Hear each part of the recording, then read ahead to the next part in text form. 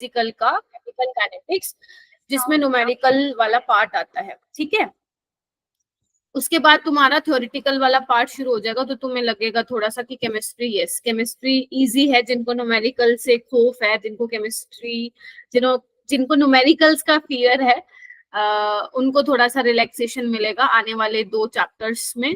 आने वाले 16 डेज यानी कि 1 महीना चलेंगे वो 2 chapter, coordination compounds and DLF लोक एलिमेंट्स।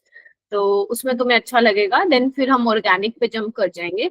तो मैं आप लोगों को पहले ही बता दूंगी, मैं आपको 10 दिन पहले बता दूंगी जब अपन ऑर्गेनिक स्टार्ट करेंगे, कि अपना जीओसी कवर कर लो जितनी जल्दी हो सके मेरे डिटेल लेक्चर से, ठीक है। मैं आपको 10 दिन पहले ही बता दूंगी, कहीं आप लोग halo alkane and hello arene करें और आप कहें मैम ये क्या चल रहा है, मैम न्यूक्लियोफाइल क्या होता है, मैम इलेक्ट्रोफाइल क्या होता है, मैम मैम ये न्यूक्लियोफाइल कैसे अटैक करता है, मैम ये कैसे होता है, ये कोई नहीं, फिर मैं डांट लगा दूंगी सबको, ठीक है। तो पहले आप अपना जीओसी करके आएंगे, मैं आपको 10 दिन पहले ही इन्फॉर्म कर दूंगी, एटलीस्ट बेसिक करके आएंगे, लाइक रेजोनेंस वाला फैक्टर, कार्बोकटाइन, कार्बोनाइन, ये सब, क्योंकि आएगा, ये दोबारा आएगा, ऐसा नहीं है मैं बताऊंगी नहीं, बिल्कुल बताऊंगी, बट अपने एंड से जीओसी को रिवाइज करके आओगे तो तुम्हें बहुत अच्छा समझ में आएगा, बहुत अच्छा, ट्रस्ट मी, ठीक है। ओके, चलो फिर देर किस बात की, स्टार्ट करते हैं मेरा बेटा।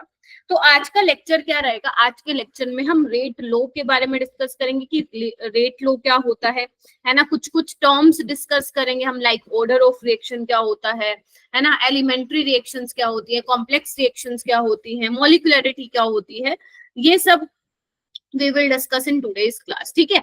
सो फर्स्टली देखो, मैं आगे जाने से पहले पिछला रिवाइज कराती हूँ। तो आज का ऑब्जेक्टिव तो यही रहेगा, आज जो मैं करा रही हूँ, मैं आपको इंपॉर्टेंट पॉइंट्स लिखवाऊंगी, आपको प्रॉपर तरीके से उसको अपने नोट्स में लिखने हैं, तभी आप क्वेश्चन पे वो अप्लाई करेंगे। रीजन ये है कि यहाँ से न्यूमेरिकल तो बनता ही है, इसमें कोई शक की बात नहीं है, बट कॉन्सेप्चुअल पार्ट भी इसमें से पूछा जाता है, एंड उस कॉन्सेप्चुअल पार्ट के लिए आपको थ्योरी का समझना बहुत जरूरी है, ठीक है। एक एक कॉन्सेप्ट को आपको पकड़ना, अगर तुम्हारा ध्यान 2 मिनट भी इधर से उधर गया ना, तो सारा कॉन्सेप्ट निकल जाएगा, ठीक है, मैं बता दे रही, ठीक है बेटा। तो सबसे पहले तो ना मैं इसको चेंज करूं, लास्ट क्लास में भी ये दिक्कत थी, ठीक है। एंड वेटेज का मैंने इसमें ऑलरेडी आपको जो है बता रखा था, ठीक है। अब पहले अपन क्या करेंगे, 2-3 क्वेश्चन करेंगे जो मैंने लास्ट क्लास में आप लोगों को टॉपिक कराया था, जो कि टॉपिक था रेट ऑफ रिएक्शन का। तो मैंने उसमें आपको कुछ क्वेश्चंस दिए थे, तो उसमें से आप लोगों का मैं छोटा सा टेस्ट कंडक्ट कर रही हूँ 3 क्वेश्चन का। हालांकि third question is quite tricky, तो आप 2 क्वेश्चन ये मेरे को करके दिखाएंगे। पहला क्वेश्चन आपकी स्क्रीन पे ये रहा, ट्राई टू सोल्व दिस। जिसका आता है, जैसे शिखा ने तो कर लिया है, वो बहुत अच्छी बात है, बट जिसने नहीं किया था प्लीज इसको कर दीजिए।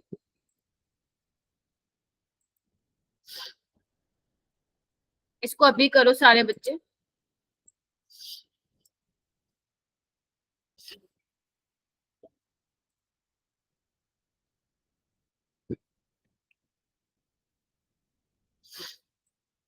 और जिसका हो जाए वो हैंड रेज कर ले। तनिष्क क्लास में है बेटा? Tanishk, are you there?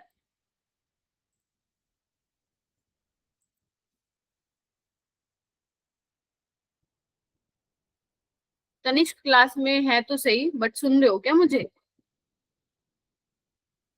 Okay, Shikha, Piyush, Daksh and Anshika ने हैंड रेज कर लिया, मतलब उन लोगों ने कर लिया था, ठीक है। बाकी बच्चे?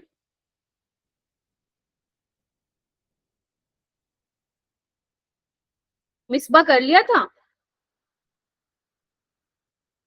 Yes ma'am. कैसे किया था मिसबा, आप बताओ मेरे को।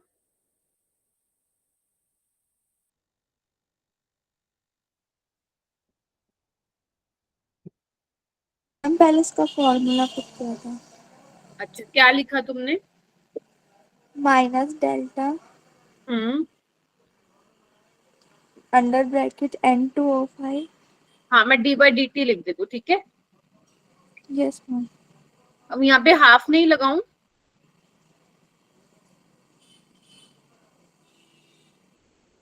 हाफ लगाना पड़ेगा ना? Yes ma'am. हम्म, अच्छा, मतलब तुम सबसे पहले क्या करना है ना, तुम सबको जो भी अगर ऐसा टाइप का क्वेश्चन मिला तुम्हें तो मतलब समझ जाओ रेट ऑफ रिएक्शन वहां पे लिखना है। पहली बात तो ये, तो जब भी आपको इक्वेशन रेट ऑफ रिएक्शन का क्वेश्चन हो तो सबसे पहले रेट ऑफ रिएक्शन उसका लिख लो पूरी इक्वेशन का। तो इसका क्या बनेगा, minus half D by D T of N2O5 1/4 of d by D T of NO2 और D by D T of O2। Piyush आगे कैसे किया था तुमने? मैम फिर जो 2 था उसे मैं उधर ले गया NO2 की साइड, हम्म और जो ये हमें N2O5 दे रखा है हम्म वो इनिशियली हमें 3 मोलर दे रखा है, हम्म और फिर 30 मिनट बाद 2.75 मोलर हो गया है। तो फिर मैंने उसे माइनस कर दिया, फाइनल माइनस इनिशियल, हम्म हम्म और फिर 30 से नीचे डिवाइड कर दिया। ठीक है, तो उससे तुम्हारा क्या आ गया, minus d by D T of N2O5 आ गया। ठीक है, आप कैसे निकालोगे, फाइनल माइनस इनिशियल निकालते हो ना, तो फाइनल कितना है 2.75 है, -3 डिवाइड बाय 30। तो जब आप इसको सॉल्व करेंगे तो answer will be negative, but minus minus क्या हो जाएगा, पॉजिटिव हो जाएगा। ठीक है, माइनस माइनस पॉजिटिव हो जाएगा। तो ये सॉल्व करने के बाद कितना आ रहा था, 0.25/30। 0.25/30, यही आ रहा था क्या? Yes ma'am. ठीक है, Yes, ma'am. उसके बाद तुम्हें निकालना क्या है, rate of formation of NO2 निकालना, मतलब तुम्हें ये निकालना है। तो तुम कैसे निकालोगे, 4 को उधर ले जाओ, देखो 4/2 D by D T of, एक बार मैं ऊपर लिख देती हूँ क्योंकि मेरे पास स्पेस नहीं है बेटा। कैसे लिखोगे, इनको इक्वेट कर लेना बेटा, जो नहीं कर रहा ना वो बाद में बहुत दिक्कत होने वाली है आप लोगों को, मैं बता दे रही हूँ, फिर आप बाद में छोड़ोगे इस चैप्टर को, नीट में न्यूमेरिकल्स वाले चैप्टर को, अगर आप नहीं सीरियसली ले रहे हैं क्लासेस को तो। ठीक है, मुझे कोई शौक थोड़ी ना है क्वेश्चन रिवीजन वो वाले होमवर्क वाले आप लोगों को दोबारा कराने की, क्योंकि मेरे को पता नहीं किया आप लोगों ने, कुछ बच्चों ने किया है। तो आपको D by D T of NO2 निकालना बेटा, तो कैसे निकालोगे, 4 उधर ले जाओ, D by D T of N2O5। ठीक है, और minus d by D T of N2O5 आपने ऑलरेडी निकाला ही हुआ, कितना है, तो 2 इंटू 0.25/30, तो कितना आ जाएगा ये, 1.66 into 10 to the 1/60 power आ रहा है। -12. हाँ, कितना आ रहा है, 1.66 into 10 1.6 to the power -2. 1.6 आएगा या 0 पॉइंट क्या आ रहा है, 1.6 इंटू 10⁻² आएगा। Yes, Yes, देखो ma'am. एक बार, Yes, ma'am. रुको मैं कैलकुलेट कर लेती हूँ, 1/60, यस ये आ रहा है 0.016। ठीक है, तो ये आ जाएगा 16 इंटू 10⁻³ हालांकि जेई का क्वेश्चन था तो 10⁻³ ऑलरेडी दिया हुआ था, तो आपको एक्स बताना था, तो यहाँ पे आप क्या पुट करोगे, 16 पुट करोगे। आगे था ये, यस मैम आ गया था। ठीक है, बहुत ही बढ़िया। ठीक है, चलो आगे चलते हैं, आई होप क्लियर हुआ होगा। ठीक है, नेक्स्ट चलो, जिसको क्लियर नहीं हुआ प्लीज एक बार मुझे बता दीजिए कि मैम मेरे को तो नहीं हुआ। अगर आप लोगों ने थ्योरी वाला पोर्शन देख के आए हो तो बताना। दिशा हो गया था क्या?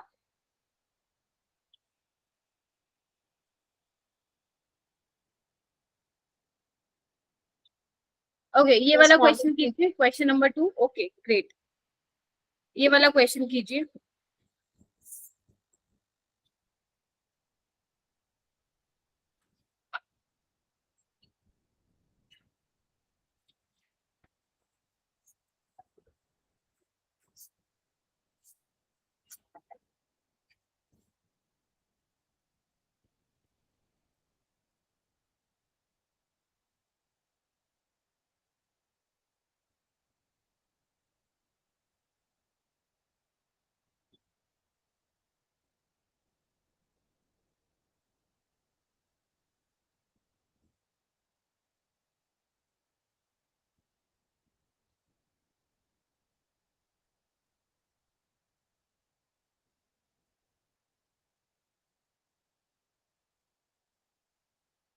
ये वाला क्वेश्चन मैंने होमवर्क में नहीं दिया था, ये न्यू क्वेश्चन है।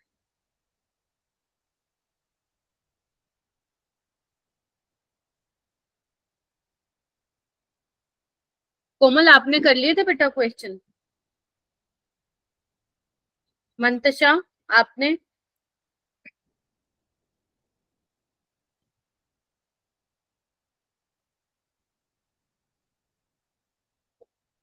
आप लोगों को मेरी आवाज नहीं सुनाई दे रही है या आप लोग बोल नहीं रहे हैं? मेरे को समझ में नहीं आ रहा।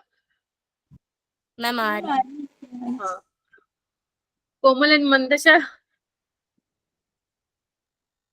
सुन पा रहे हो ना दोनों के दोनों मेरे को?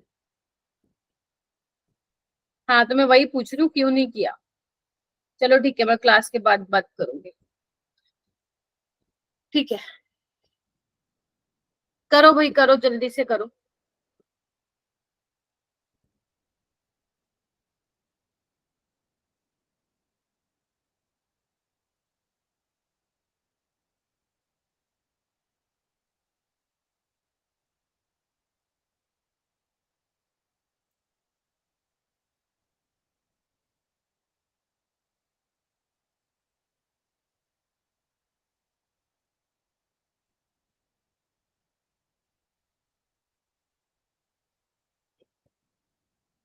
हो रहा है क्या?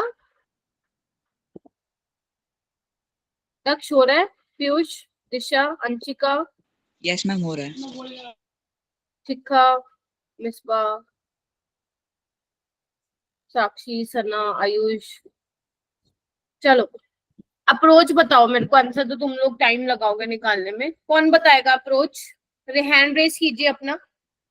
कौन है जो मुझे अप्रोच बताएगा बेटा इस क्वेश्चन का, कि मैम इस तरीके से हम इस क्वेश्चन को सॉल्व कर सकते हैं? बताइए बेटा।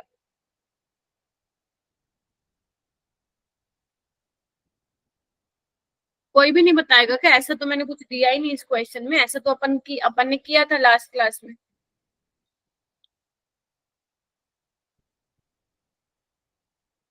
दक्ष आप बताओगे क्या?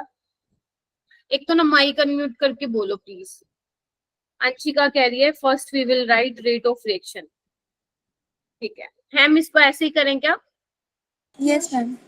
ठीक है, तो सबसे पहले मैं रेट ऑफ रिएक्शन लिखती हूँ -1/4 D by D T of NH3। ठीक है, इसके बाद का स्टेप मुस्कान बताएगी फिर। -1/5 D by D T of O2 is equal to 1/4 D by D T of NO। 1/6 is equal to, मतलब equal to 1/6 D by D T of water. हाँ Muskan, next step would be. Ma'am मैंने अभी ये वाला नहीं किया।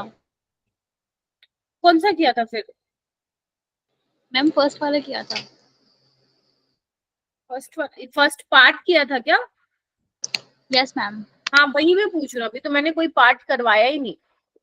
First part कैसे होगा? रेट ऑफ रिएक्शन कैसे निकालोगी?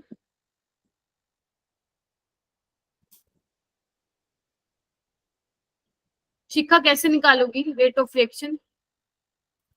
मैम या तो प्रोडक्ट अपॉन टाइम कर दो या फिर रिएक्टेंट अपॉन टाइम कर दो। हाँ, तुम्हारे पास जिसका है फिर तुम उसी का ले लो। तुम्हारे पास NO का है ना, तो आप उसी के लिए निकाल सकती हो, है ना?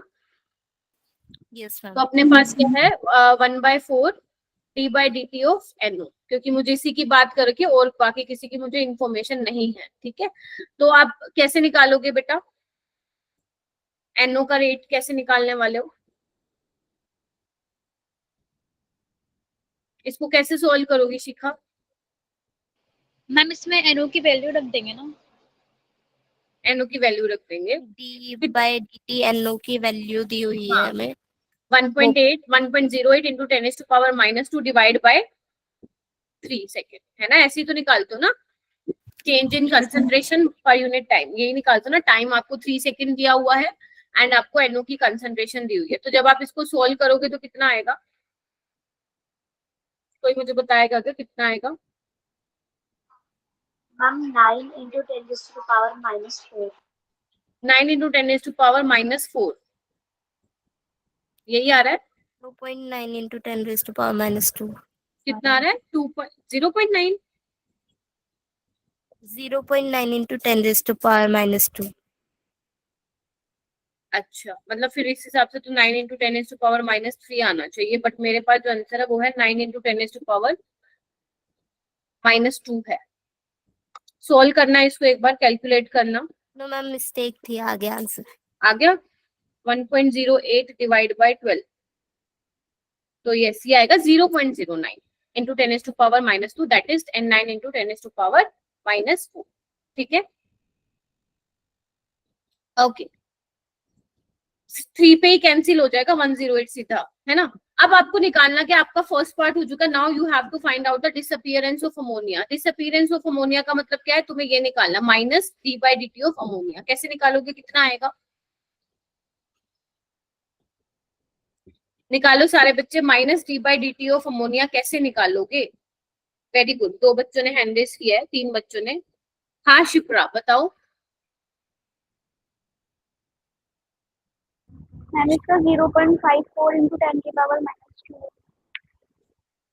0.5 कहाँ से आएगा,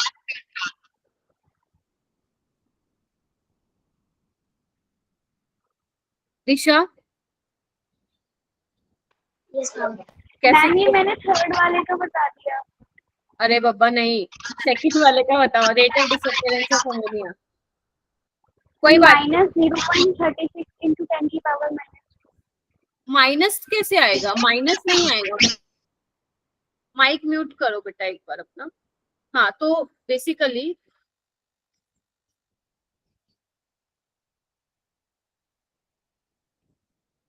आपको ये निकालना है, माइनस d/dt ऑफ अमोनिया निकालना आपको। तो माइनस का साइन कैसे निकालो, रेट हमेशा पॉजिटिव होता है, ठीक है। तो आपको ये निकालना है, और ये किसके बराबर था, हमारा इसी की तो बराबर था ना, -1/4 d/dt of NH3 is equal to 1/4 d/dt of NO था ना। तो अगर आप 4 को लेके जाओगे तो यही तो आ जाएगी सेम वैल्यूज की, 9 into 10⁻⁻4। नहीं वो आ जाएगी 36 into 10⁻⁻4, सॉरी।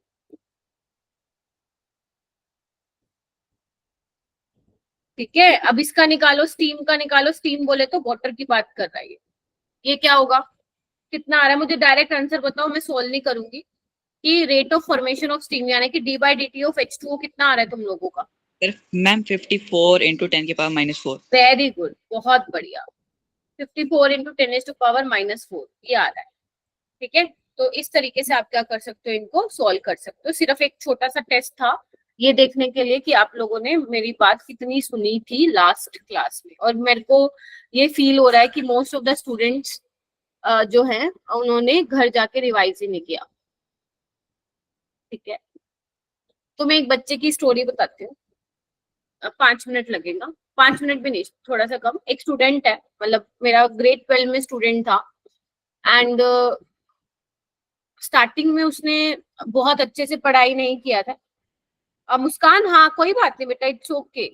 तुम अपना एक लेक्चर हो गया केमिकल काइनेटिक्स का, तुम उसको रिकॉर्डिंग देख लेना, तुम्हारे लिए है ही नहीं ये बात। ये बात उन स्टूडेंट्स के लिए है जिन्होंने मेरा लेक्चर देख, मतलब क्लास अटेंड की थी पर घर जाके रिवाइज नहीं किया था। मैं ये इसके नुकसान बताती हूँ आगे क्या क्या हो सकते हैं। नुकसान ये हो सकता है, मेरा एक स्टूडेंट था, नाम नहीं लूंगी उसका, ठीक है, वो मेरे पास आया पढ़ने। स्टार्टिंग में हमें बच्चों का पता नहीं होता कि कौन बच्चा कितना अच्छा करे, जब तक उसको अच्छे से जान ना जाओ। जब तक मैं 2-3 महीना किसी स्टूडेंट के साथ स्पेंड ना कर लूं, मैं नहीं उस पर जजमेंट दे सकती कि ये बच्चा कैसा कर रहा है, बात है सीधी सी, ठीक है। तो 2-3 महीने गुजरे एंड वो ठीक ठाक कर रहा था, मतलब ठीक ठाक ही स्कोर कर रहा था वो। तो मुझे लग रहा था कि वो केमिस्ट्री में बहुत अच्छा कर सकता है, क्योंकि क्लास में वो थोड़ा सा मतलब था, उसका क्वेश्चन बताने का, आंसर बताने का तरीका बहुत अच्छा था, मतलब बहुत अच्छे से एक्सप्लेन करता था वो, ठीक है। तो क्या हुआ ना, उसने ना स्टार्टिंग के महीने बर्बाद कर दिए अपने ये सोचने में कि मैं पहले 12th करूंगा, उसके बाद मैं नीट पे फोकस करूंगा। मतलब उसका जो प्राइमरी फोकस था दैट वाज ऑन बोर्ड्स, ठीक है। लेकिन मैं उसको कहती थी कि बोर्ड्स का आराम से हो जाएगा अगर तुम सिर्फ क्लास ले रहे हो तो उसने ये मेरी बात, उसको पता है कब समझ में आई, उसको मेरी ये बात समझ में आई सितंबर में जाके। तो उसके कितने महीने निकल गए, अप्रैल में क्लासेस स्टार्ट हुई थी, सितंबर में उसने मेरी बात माननी शुरू की थी। जैसे जैसे मैं उसको गाइड करती थी वो मेरी बात वैसे मानता था। देन उसका इम्प्रूवमेंट शुरू होने लगा, ठीक है। उसने अपना इम्प्रूव किया बहुत। उसने फिर लास्ट में जब टाइम आ गया पेपर का तो उसने मॉक टेस्ट देने स्टार्ट किया, और उसका मॉक टेस्ट में जो स्कोर रहता था, पहले रहता था उसका 380 समथिंग, फिर उसका इम्प्रूव होके 450 हुआ। और लास्ट के दिनों में जब एग्जाम सर पे होता है हमारा मई में, तो उसका जब अप्रैल में मॉक टेस्ट में स्कोर आने लगा था, वो आने लगा था 520 के आसपास, ठीक है। तो मुझे अंदर से ये पता था कि 600 प्लस शायद इसका क्रॉस ना हो पाए, बट मुझे पता था मेहनती बहुत है वो स्टूडेंट। और उसका नीट में स्कोर आया 570। तो एमबीबीएस तो नहीं मिलेगा, है ना, 570 स्कोर पे जनरल को कुछ नहीं मिलेगा। हाँ, हालांकि उसको बीडीएस मिल जाएगा, बट उसको बीडीएस करना नहीं है, उसको करना एमबीबीएस है। एंड जब मेरी उससे बात हुई थी ना 570 स्कोर पे, उसने मुझे ये बोला कि मैम मैं सेटिस्फाई हूँ अपने स्कोर से, लेकिन साथ ही साथ मुझे रिग्रेट भी हो रहा है। और रिग्रेट उसको किस चीज का हो रहा था, वो कह रहा था काश मैम मैंने ना अप्रैल से ही पढ़ना स्टार्ट कर दिया होता। मेरा जो ये माइंडसेट था कि मैं पहले सिर्फ बोर्ड्स पे फोकस करूंगा फिर मैं नीट पे करूंगा, अगर ये मेरा माइंडसेट ना होता तो आज मैं 570 की जगह 670 ले रहा होता और मुझे ड्रॉप ना करना पड़ता। अच्छा था वो स्टूडेंट, बहुत मेहनत, मुझे पता, मेरे को पता लग गया था वो कर सकता है, तभी मैं उसके पीछे पड़ी हुई थी, तुम कर सकते हो। बट स्टिल उसने कंसिस्टेंसी नहीं मेंटेन की थी, उसने बाद में कंसिस्टेंसी मेंटेन की, बट जो स्टार्टिंग का अप्रैल से लेकर अगस्त वाला महीना टाइम होता है वो उसने वैसा यूटिलाइज नहीं किया जो करना था। अब उसने बाद में 16-16 घंटे 12-12 घंटे पढ़ाई किया, बट नहीं हो पाया क्योंकि कुछ कुछ चीजें उसकी रह गई थी। स्टिल वो मुझे कहता मैम हाँ कुछ चीजें ऐसी हैं जो मेरी रह गई हैं पढ़नी, तो अब वो ड्रॉप लेगा। ठीक है, तो इसलिए मैं आप लोगों को, इसलिए मैं बार बार बोलती हूँ स्टार्टिंग से ही सीरियस होके चलो, कहीं बाद में आपको ये ना हो कि मैम काश हमने स्टार्टिंग में थोड़ा सा ध्यान दे दिया होता। क्योंकि ना हमारा ये रहता है स्टार्टिंग में, पहले बोर्ड्स कर लेते हैं, पहले स्कूल वाले उस पर फोकस कर लेते हैं, स्कूल का काम है, प्रोजेक्ट है, तो वो चीज थोड़ा सा मैनेज करना पड़ेगा। क्योंकि आपकी चॉइस है ना नीट का एग्जाम देना, है ना, आपकी चॉइस है ना नीट का एग्जाम देना है मुझे 12th में ही, तो फिर वो चॉइस आपकी है, तो टाइम भी आपको निकालना, आपको टाइम भी निकालना, आपका मॉर्निंग का टाइम निकालो। अगर आप इवनिंग में थोड़ा सा फ्री होते हो तो इवनिंग में टाइम निकालो, 4 घंटे तो निकालो बेटा सेल्फ स्टडी के लिए। और जो जो मैं बोल रही हूँ ना बस वही करना है आपको पूरे साल, इधर उधर आपको कुछ करना ही नहीं। क्वेश्चन मैं दूंगी, क्वेश्चन जो मैं बताती हूँ सिर्फ वही करने हैं आपको। कंटेंट मोर देन सफिशिएंट है, जितना क्लास में होता है मोर देन सफिशिएंट है। नीट से तो आप बहुत अप लेवल का ही पढ़ते हैं, ठीक है, तो उसकी टेंशन तुम लोगों को नहीं लेनी है कि कंटेंट कहाँ से पढ़े। कोई यूट्यूब कुछ रेफर करने की आपको जरूरत नहीं है, content is more than sufficient. And बहुत बच्चों ने इसी कंटेंट से केमिस्ट्री में 160 प्लस निकाला इस साल, ठीक है, उनको भी मैंने सेम कंटेंट ही पढ़ाया था, ठीक है, तो उसकी टेंशन नहीं रही। बट पढ़ना आपको है, पढ़ना है, मैं सिर्फ पढ़ाऊंगी और गाइड करूंगी, ठीक है, तो ये वाली चीज मेरी प्लीज मान के चलना। ये वाला क्वेश्चन देखिए, ये वाला क्वेश्चन क्या कहता है, ये मैं करवाऊंगी क्योंकि ये थोड़ा सा डिफरेंट क्वेश्चन है, मैंने आप लोगों को शायद बताया था। देख, rate of formation of SO3 in the following reaction इतना दिया हुआ है, आपको रेट ऑफ डिसअपीयरेंस निकालना है। यानी कि आपको ये तो समझ में आ गया ना कि ये कौन से टॉपिक से क्वेश्चन है। This question comes from rate of reaction. तो फर्स्ट हमारा काम क्या है, रेट ऑफ रिएक्शन लिखना। लिखूं -1/2 d/dt of SO2 is equal to -1, कुछ नहीं है, कोफिशिएंट है ही नहीं, d/dt of O2 is equal to 1/2 d/dt of SO3। Product की कंसंट्रेशन में आप नेगेटिव नहीं लगाते, ठीक है। आपको दिया क्या हुआ बेटा, आपको दिया हुआ है रेट ऑफ फॉर्मेशन, यानी कि d/dt of SO3 is given to you, that is 100 gram पर मिनट।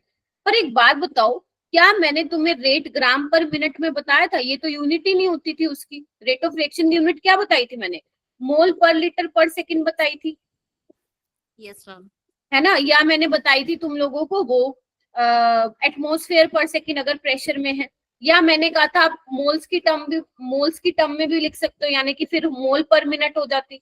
मतलब ये तीनों यूनिट हो सकती है, ग्राम पर मिनट तो हो ही नहीं सकती। तो हमें इस यूनिट को चेंज करना पड़ेगा इन तीनों में से किसी एक यूनिट पे। तो हम मोल लीटर पर सेकंड में तो कर ही नहीं सकते क्योंकि मुझे कंसंट्रेशन नहीं दी हुई, ना मुझे प्रेशर का कुछ दिया हुआ है। लेकिन हाँ, मैं इसको मोल पर मिनट में जरूर कन्वर्ट कर सकती हूँ अगर मैं SO3 के मोलिकुलर मास से इसको क्या कर दूं, डिवाइड कर दूं, हाँ या ना। तो मतलब यहाँ पे मैं कंसंट्रेशन ना लेके किस की बात कर लेती हूँ, नंबर ऑफ मोल्स की, ठीक है। तो डिवाइड कर लेती हूँ, SO3 का कितना होता है मोलिकुलर मास निकालना, 32 और 48 80, तो 80 ग्राम पर मोल, ठीक है। तो ये कितना आ जाएगा, 10/8 आ जाएगा मोल पर मिनट, हाँ या ना। आ गया, इतनी चीज आ गई, देखो क्लियर हुई ये वाली बात आप सबको कि क्यों मैंने ये लिखा। अब आपको निकालना क्या है, you have to find out the disappearance of ammonia, sorry O2, यानी कि आपको ये निकालना है। आपके पास किसकी इंफॉर्मेशन है, इसकी, तो दोनों को इक्वेट करना, तो क्या आएगा ये, देखो एक बार कहाँ गया अपने पास, ये रहा। तो मैं यहाँ पे लिख दे रही हूँ, half of d by D T of SO3 is equal to minus d by D T of O2। तो ये कितना आया मेरे पास, ये मैंने ऑलरेडी निकाल लिया, डी बाई डी टी। हाँ जी, हाँ जी बोलो। मैम 40 ग्राम पर मिनट। 40 ग्राम पर मिनट नहीं, देखो एक बार मैं बताती हूँ, हाफ इंटू ये कितना आया, 10 इंटू 10/8 मोल पर मिनट, ठीक है। लेकिन लेकिन लेकिन हमें आंसर किस में रिपोर्ट करना है, ग्राम पर मिनट में। तो क्या करना पड़ेगा मुझे, O2 के मोलिकुलर मास से क्या कर दूंगी मैं, मल्टीप्लाई कर दूंगी, जो कि होता है 32 ग्राम पर मोल, और मोल पर मिनट पहले से ही लिखा हुआ। तो मोल से पर मोल कैंसिल। अब देखो तुम्हारी यूनिट किस में आ रही है, ग्राम पर मिनट। तो कितना आंसर आ रहा है ये मेरे को बताना।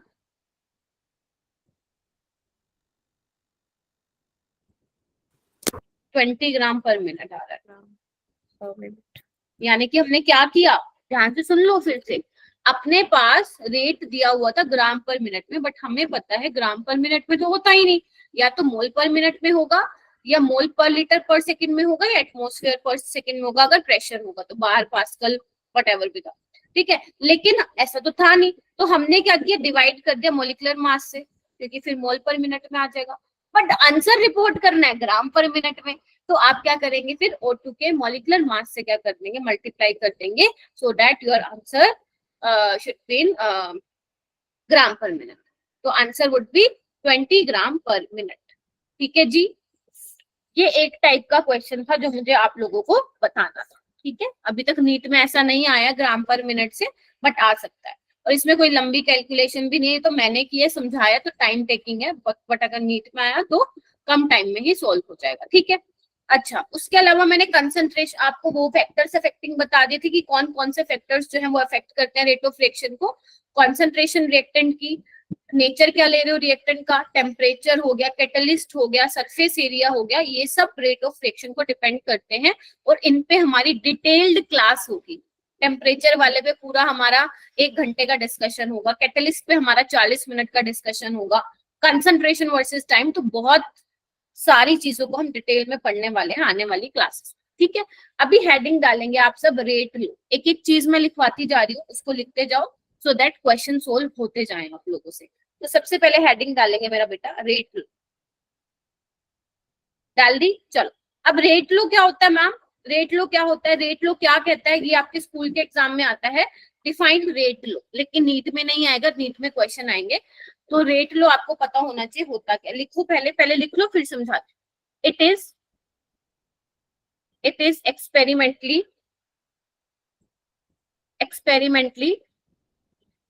determine quantity. मतलब जो रेट लो निकल के आता है ना मेरा बेटा, अगर आपने सुना हो तो इक्विलिब्रियम में आपने एक लो ऑफ मास ऑफ एक्शन पढ़ा था, अगर मुझे नहीं पता याद है कि नहीं याद है किसी को, but low of mass of action पढ़ते हो तो उसमें क्या बोलते थे कि आप जो आपका रेट है वो किसके डायरेक्टली प्रोपोर्शन होता था, concentration of reactant raise to power जो कि स्टोइचियोमेट्रिक कोएफिशिएंट है in your balanced chemical equation. अगर किसी को याद है तो, नहीं है तो कोई बात नहीं।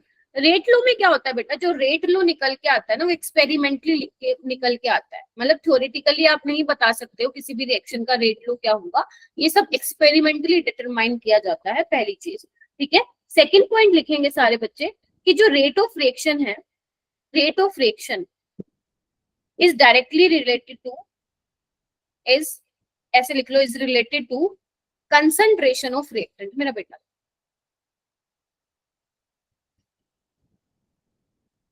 लिख लिया सबने, मतलब जो हमारा रेट ऑफ रिएक्शन है उसका लेना देना किससे है, उसका लेना देना है कंसंट्रेशन ऑफ रिएक्टेंट, यानी कि अगर रिएक्टेंट का कंसंट्रेशन बदलेगा मतलब मेरा रेट भी बदलेगा। कैसे बदलेगा, कितना बदलेगा, we will discuss in 5 minutes, ठीक है। थर्ड पॉइंट लिखिए, थर्ड पॉइंट है स्टेटमेंट ऑफ रेट लो, जो कि तुम्हारे पेपर में आई तो तुम्हें वो लिखना पड़ेगा थ्योरी में।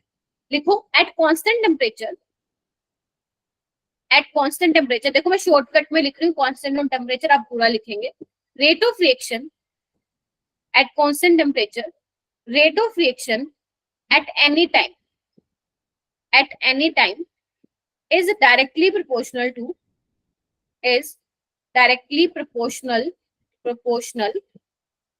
to product of concentration of reactant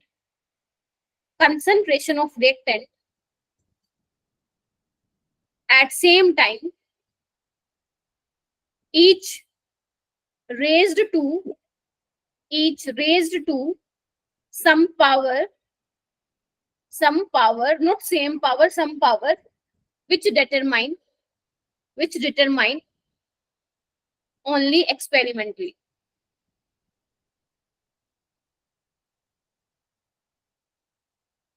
पहले लिखिए, फिर इसको मैं एक इक्वेशन के थ्रू समझाती हूँ. पहले लिख लीजिए है क्या चीजें, मतलब फिर मैं बताती हूँ.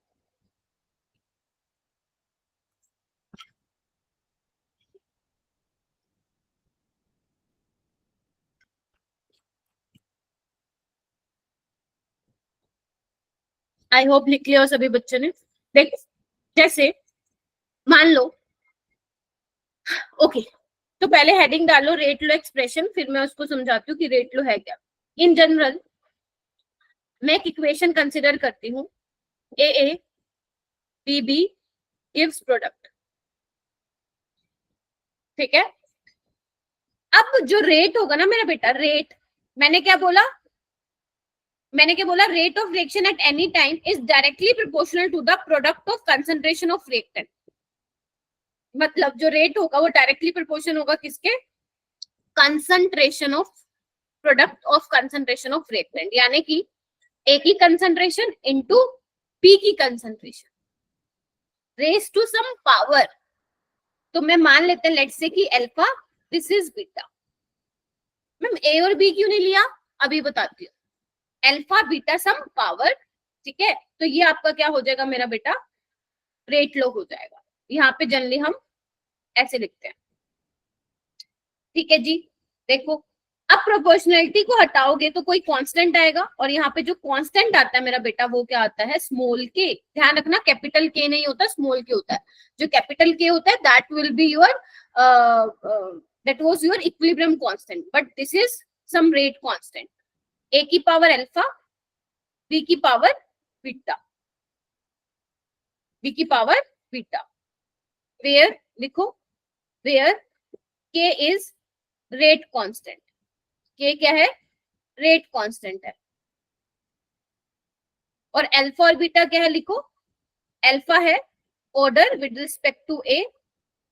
हम ये क्या होता है अभी बताऊंगी, सारी चीजें धीमे धीमे पता चलेंगी. Order with respect to B.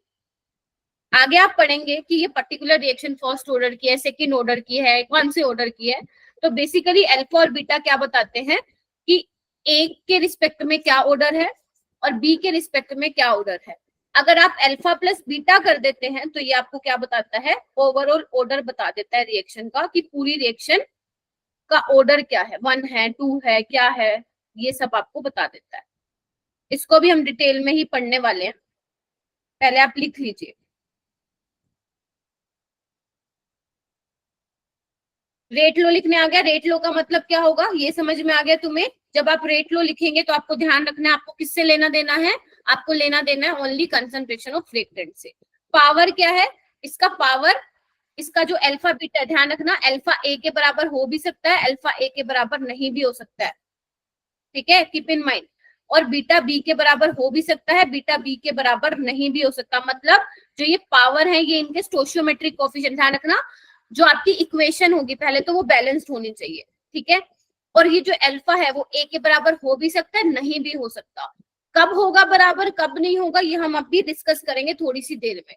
ऐसे ही जो बीटा है वो बी के बराबर हो भी सकता है, नहीं भी हो सकता है.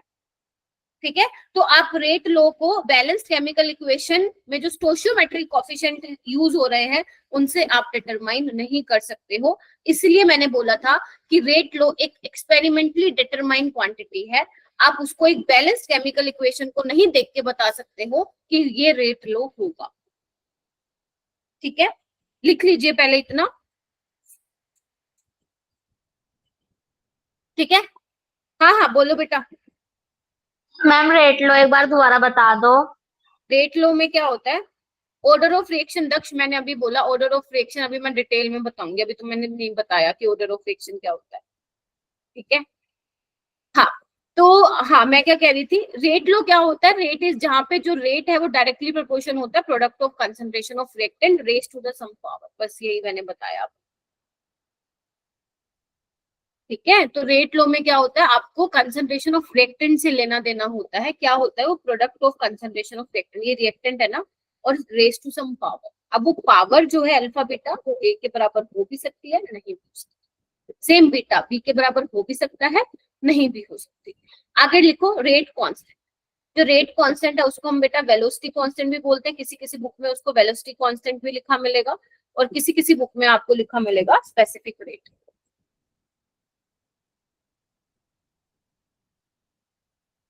ठीक है, तो ये किस पे डिपेंड करता है, लिखो it depends on only temperature and catalyst.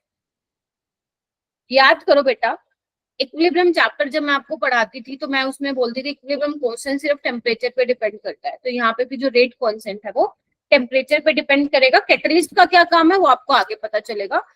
Catalyst क्या करता है, रिएक्शन जो है फास्ट कर देता है, ठीक है।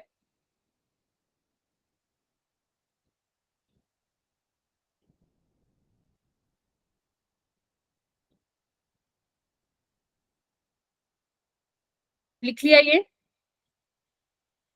ओके। तो मैंने रेट लो क्या बताया था आपको, अगर मैं पिछले वाली रिएक्शन लिखूं बेटा, तो रेट लो मैंने क्या बताया था, ए की कंसंट्रेशन बी की कंसंट्रेशन अल्फा बीटा। अगर मान लो तुम्हारा अल्फा और बीटा, अगर बेटा तुम्हारा अल्फा और बीटा 0 हो जाए तो रेट किसके बराबर आ जाएगा, रेट कांस्टेंट के बराबर आ जाएगा। Yes ma'am. या तुम ये मैम बोल सकते हो कि अगर तुम ए की कंसंट्रेशन और बी की कंसंट्रेशन यूनिटी ले लेते हो, 1 मोलर ले लेते हो, तो भी तुम्हारा रेट क्या आ जाएगा, रेट कांस्टेंट के बराबर आ जाएगा, ठीक है। तो इस तरीके से आप रेट कांस्टेंट को डिफाइन कर सकते हो कि rate constant is defined as the rate of reaction when the concentration of reactant is taken to be unity. या यू कैन आल्सो से कि जब आपका ऑर्डर ऑफ रिएक्शन 0 हो जाएगा तब भी आपका रेट कांस्टेंट जो है के बराबर आ जाएगा। मैं बार बार ऑर्डर ऑफ रिएक्शन बोल रही हूँ, तो अभी मैं उसको बस आने वाली हूँ उस पे मैं, ठीक है। पहले आप ये लिख लीजिए बेटा,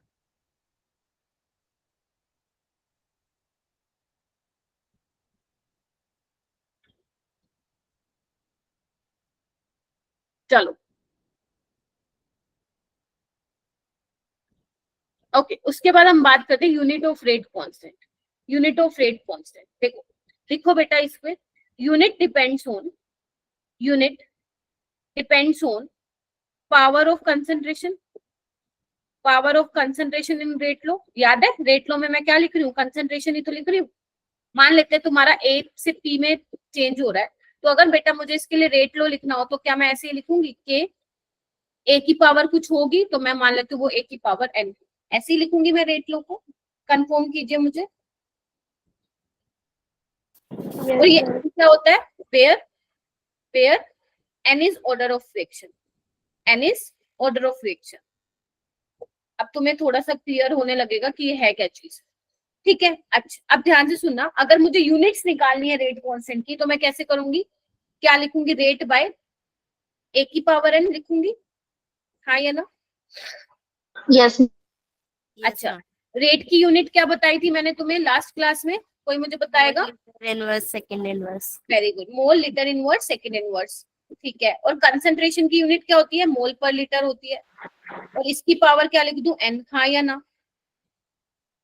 तो एक मेरे Yes. पास जनरल नहीं बन जाएगा फॉर्मूला, क्या, मोल पर लीटर की पावर 1 माइनस एन पर सेकेंड। देखना एक बार, यहाँ ये 1 है, मैंने वो डिवाइड में था तो 1 माइनस एन लिख दिया, ठीक है। तो यानी कि मेरा बेटा ये आपका एक जनरल फॉर्मूला बन चुका है जिससे आप किसी भी ऑर्डर के लिए, किसी भी ऑर्डर ऑफ रिएक्शन के लिए उसकी रेट कांस्टेंट की यूनिट क्या कर सकते हो, बता सकते हो। कैसे, जो ये एन है बेटा ये क्या, ऑर्डर ऑफ रिएक्शन। लेट से मान लो तुम्हारी जो रिएक्शन का ऑर्डर है वो क्या है, लेट से 0 है, क्या है, 0 है, ये 0 ऑर्डर रिएक्शन है। तो आपको कुछ नहीं करना, n की वैल्यू क्या पुट करोगे तुम यहाँ पे 0 पुट करोगे, और जब n की वैल्यू 0 पुट करोगे तो यूनिट ऑफ रेट कांस्टेंट क्या आएगा, मोल पर लीटर पर सेकेंड। हाँ या ना yes ma'am. Yes, ma'am. Prince? बेटा जो Yes, ma'am. कुछ लोग, ठीक है क्या प्रिंस?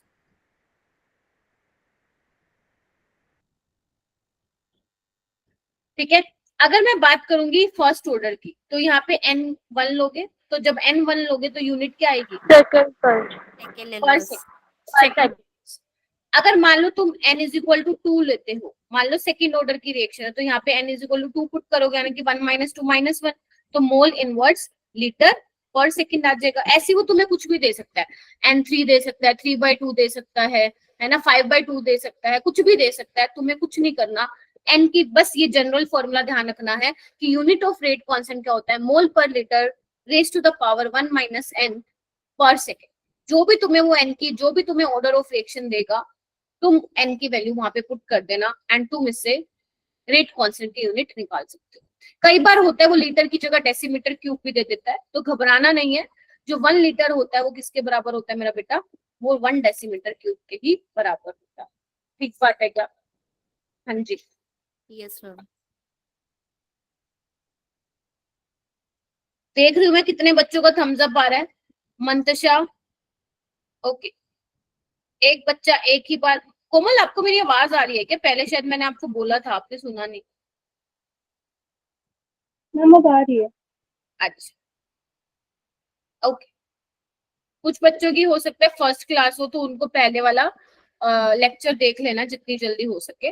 उसके बाद बेटा ऑर्डर ऑफ फ्रैक्शन अब आता है, जो तुम बोल रहे थे मेरे से बार बार, मैम ऑर्डर ऑफ फ्रैक्शन। तो यहाँ पे लिखो बेटा, पॉइंट लिखो। ऑर्डर ऑफ फ्रैक्शन क्या होता है, power of concentration terms, power of concentration term in rate low, in rate low expression. जैसे कि मैंने तुम्हें बोला था, ये मैंने रेट लो लिखवाया था एक रिएक्शन का, के ए की पावर अल्फा बी की पावर बीटा, ठीक है। तो ये अल्फा प्लस बीटा क्या है मेरा बेटा, जब तुम अल्फा और बीटा को ऐड कर दोगे, मतलब जब तुम इन पावर को ऐड कर दोगे, जो रिएक्टेंट की कंसंट्रेशन की रेज टू द पावर है, मतलब जो भी उनकी पावर्स है, अगर तुम उसको ऐड कर दोगे, तुम्हारे पास क्या आ जाएगा बेटा, ओवरऑल ऑर्डर ऑफ रिएक्शन आ जाएगा। तुम्हारी बुक में बड़ी ही कॉम्प्लिकेटेड डेफिनेशन दी हुई है, वो तुम्हारी स्कूल की थ्योरी में लिखना बहुत अच्छा लगेगा, बट इसको अपनी लैंग्वेज में कैसे समझोगे। जो पावर होती है कंसंट्रेशन टर्म रेट लो एक्सप्रेशन में, उसको जब तुम ऐड कर दोगे तो पूरी रिएक्शन का ऑर्डर आ जाएगा। अगर तुम अल्फा की बात करोगे तो वो ऑर्डर होगा ए के रिस्पेक्ट में, मैम निकालते कैसे वो मैं बताऊंगी। बी के रिस्पेक्ट में क्या होगा ऑर्डर, वो बीटा जो पावर है वो दिखाएगी, बताएगी। यानी कि कहने का मतलब क्या है, अगर तुम्हें किसी भी रिएक्शन का ऑर्डर डिटरमाइन करना है, तो तुम्हें सबसे पहले उसका क्या लिखना पड़ेगा, रेट लो एक्सप्रेशन लिखना पड़ेगा। जब तक तुम रेट लो एक्सप्रेशन नहीं लिखोगे, you can't determine the order of reaction. हाँ या ना?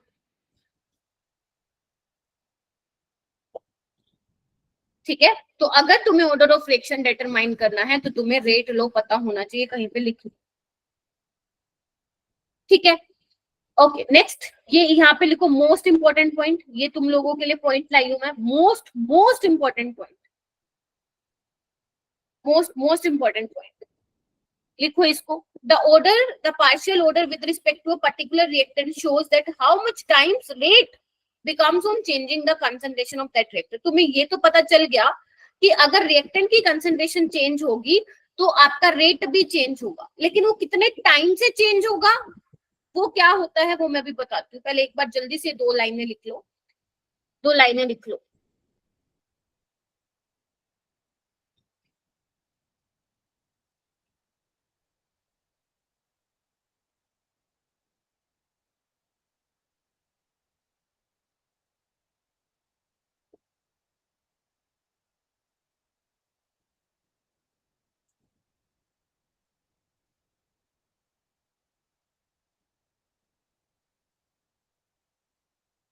लिख लिया? देखो, मान लेते हैं मेरे पास ये कोई रिएक्शन है जो ए से प्रोडक्ट में चेंज हो रहा है, तो उसका रेट लो आप ऐसे ही लिखने वाले हैं, क्योंकि आपको तो पता नहीं है ना कौन से ऑर्डर की रिएक्शन है, तो आपने n लिख दिया। अब मेरी बात ध्यान से सुनना, मेरी बात ध्यान से सुनना। देखो, अगर मान लेते हैं,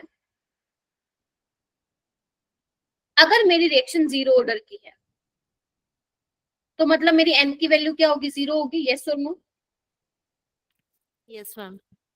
तो मेरा क्या होगा? a की पावर 0 होगी, और किसी की भी पावर 0 1 होती है, यानी कि मेरा रेट जो आएगा वो किसके बराबर हो जाएगा? Rate constant. तो पहले तो यही ध्यान रखिए, 0 ऑर्डर रिएक्शन के लिए जो आपका रेट कांस्टेंट है वो रेट के बराबर होता है। अच्छा, इससे आप क्या समझे मेरा बेटा? अगर मैं एक ही कंसंट्रेशन को डबल कर दूं, ट्रिपल कर दूं, 4 गुना कर दूं, 5 गुना कर दूं, कितने भी टाइम्स कर दूं, क्या रेट चेंज होगा?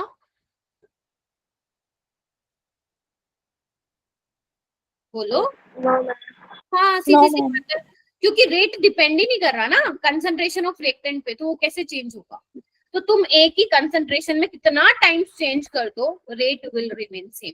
तो अगर क्वेश्चन में तुम्हें लिखा मिल जाए कि रेट को चेंज करने से कंसंट्रेशन में कोई बदलाव, कोई चेंज नहीं हुआ है, या मैं उल्टा बोल रही हूँ, मैं ये बोलूं कि कंसंट्रेशन चेंज करने पे रेट पे कोई बदलाव नहीं हुआ है, तो मतलब वो आपकी कैसी वाली रिएक्शन रही होगी बेटा? 0 ऑर्डर की रिएक्शन रही। क्लियर है ये वाली बात? अगर मैं मान लो बात करती हूँ फर्स्ट ऑर्डर की, तो यानी कि n की वैल्यू 1 होगी, तो मैं रेट को ऐसे लिखूंगी। यस और नो? यस अब मैम। ये बताओ, पहले मान लेते मेरी कंसंट्रेशन a थी, अब मैंने क्या किया? कंसंट्रेशन को 2 टाइम्स कर दिया, तो मेरा रेट कितने टाइम्स हो जाएगा? 2 टाइम्स। 2 टाइम्स। अगर मैं कंसंट्रेशन को 3 टाइम्स कर देती हूँ, तो मेरा रेट कितना हो जाएगा? 3 टाइम्स हो जाएगा, 3 टाइम्स। है ना? अच्छा जी, यानी कि कहने का क्या मतलब है मेरा बेटा? जितने टाइम से मैं कंसंट्रेशन में चेंज करूंगी, उतना ही चेंज मेरा रेट में भी होगा। मतलब अगर मैं इसको 2 टाइम्स कर रही हूँ, तो मेरा रेट भी 2 टाइम्स हो रहा है। अगर मैं इसको 3 टाइम्स कर रही हूँ, तो 3 टाइम्स भी हो रहा है। ठीक है, अगर मैं कंसंट्रेशन को डबल कर रही हूँ, तो रेट भी डबल हो रहा है। तो यानी कि ऐसे वाली रिएक्शन कौन सी होती है? फर्स्ट ऑर्डर की रिएक्शन। क्लियर है ये वाली बात? Yes ma'am. ऐसी मैं एक और समझा देती हूँ। अगर मान लो सेकेंड ऑर्डर की रिएक्शन है, तो ए की पावर क्या आएगी? 2 आएगी। अब तुम मुझे ये बताओ, अगर मैंने रिएक्शन मतलब जो कंसंट्रेशन है रिएक्टेंट का, उसको मैंने 2 टाइम्स कर दिया, तो मेरा रेट कितना हो जाएगा? 4 टाइम्स। अगर मैंने 3 टाइम्स कर दिया, तो 9 टाइम्स हो जाएगा। यानी कि कहने का मतलब क्या है? कितना टाइम्स हो रहा है वो? 2 टाइम्स हो रहा है ना, मतलब डबल हो रहा है उसका। तो यानी कि जो रेट है वो क्या है? सेकेंड ऑर्डर का है। तो इस तरीके से आप बता सकते हो, क्वेश्चन का स्टेटमेंट देखना कि वो क्या कहना चाह रहा है, तो आप बता सकते हो कि मेरी रिएक्शन इस ऑर्डर की। ठीक है, इसलिए मैंने कहा था ये लाइन सुपर डुपर इंपॉर्टेंट है जो मैं लिखवा दे रही हूँ। हो गया जी? चलो, अब यहाँ पे डालो important points of order of reaction. कौन कौन से पॉइंट है? तो सबसे पहला पॉइंट लिखेंगे, ऑर्डर इज एक्सपेरिमेंटली डिटरमाइंड। जो ऑर्डर है बेटा, वो एक्सपेरिमेंटली हम डिटरमाइन करते हैं। ठीक है, थ्योरेटिकल हम नहीं बता सकते कि इस रिएक्शन का ऑर्डर ये है, पहली चीज। ठीक है, सेकंड लिखो, जो ऑर्डर है वो आपका नेगेटिव भी हो सकता है, पॉजिटिव भी हो सकता है, जीरो भी हो सकता है, फ्रैक्शन भी हो सकता है, और इंटीजर भी हो सकता है। पॉजिटिव हो सकता है, नेगेटिव हो सकता है, जीरो हो सकता है, फ्रैक्शन हो सकता है। थर्ड पॉइंट लिखो, जो ओवरऑल ऑर्डर है रिएक्शन का,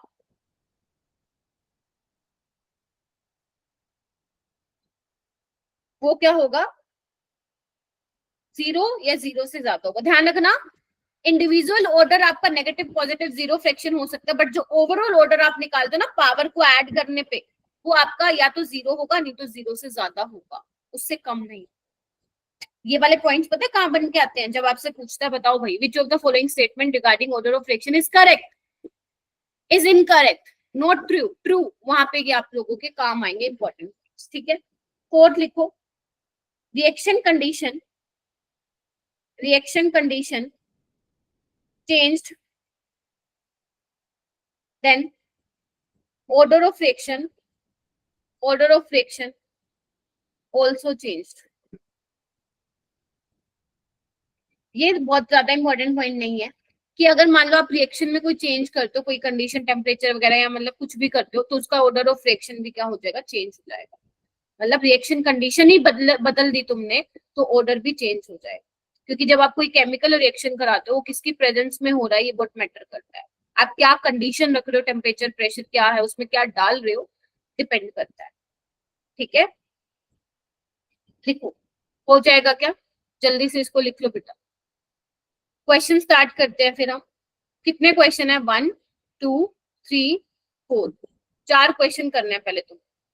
ठीक है, तो this is your first question जो कि नीट 2013 में पूछा गया था। इनको देखना एक बार, इस क्वेश्चन को एक बार तुम देख लो, मैं करवाऊंगी, डोंट वरी, पहले एक बार देख लो, कुछ समझ में आ रहा है देख के इसको, सिर्फ देख लो क्या तुम्हें समझ में आ रहा है, क्या लिखा हुआ है। तुम्हें सिर्फ मुझे लैंग्वेज बताने की क्या मतलब है इसका।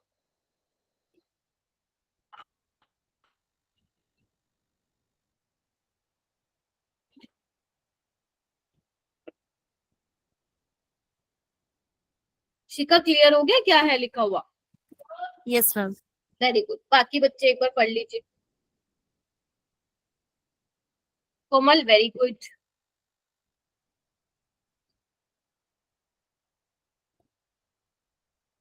वेरी गुड मुस्कान,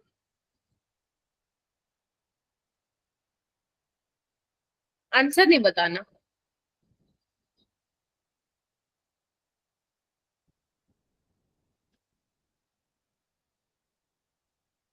वेरी गुड, अरे क्या बात है, मैंने तो सिर्फ स्टेटमेंट समझने के लिए बोली थी, तुम लोगों ने तो पूरा ही कर डाला।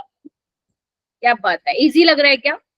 ओके, हाँ मेरे को मुस्कान बताएगी। हाँ मुस्कान, मुस्कान माइक अनम्यूट करो बेटा।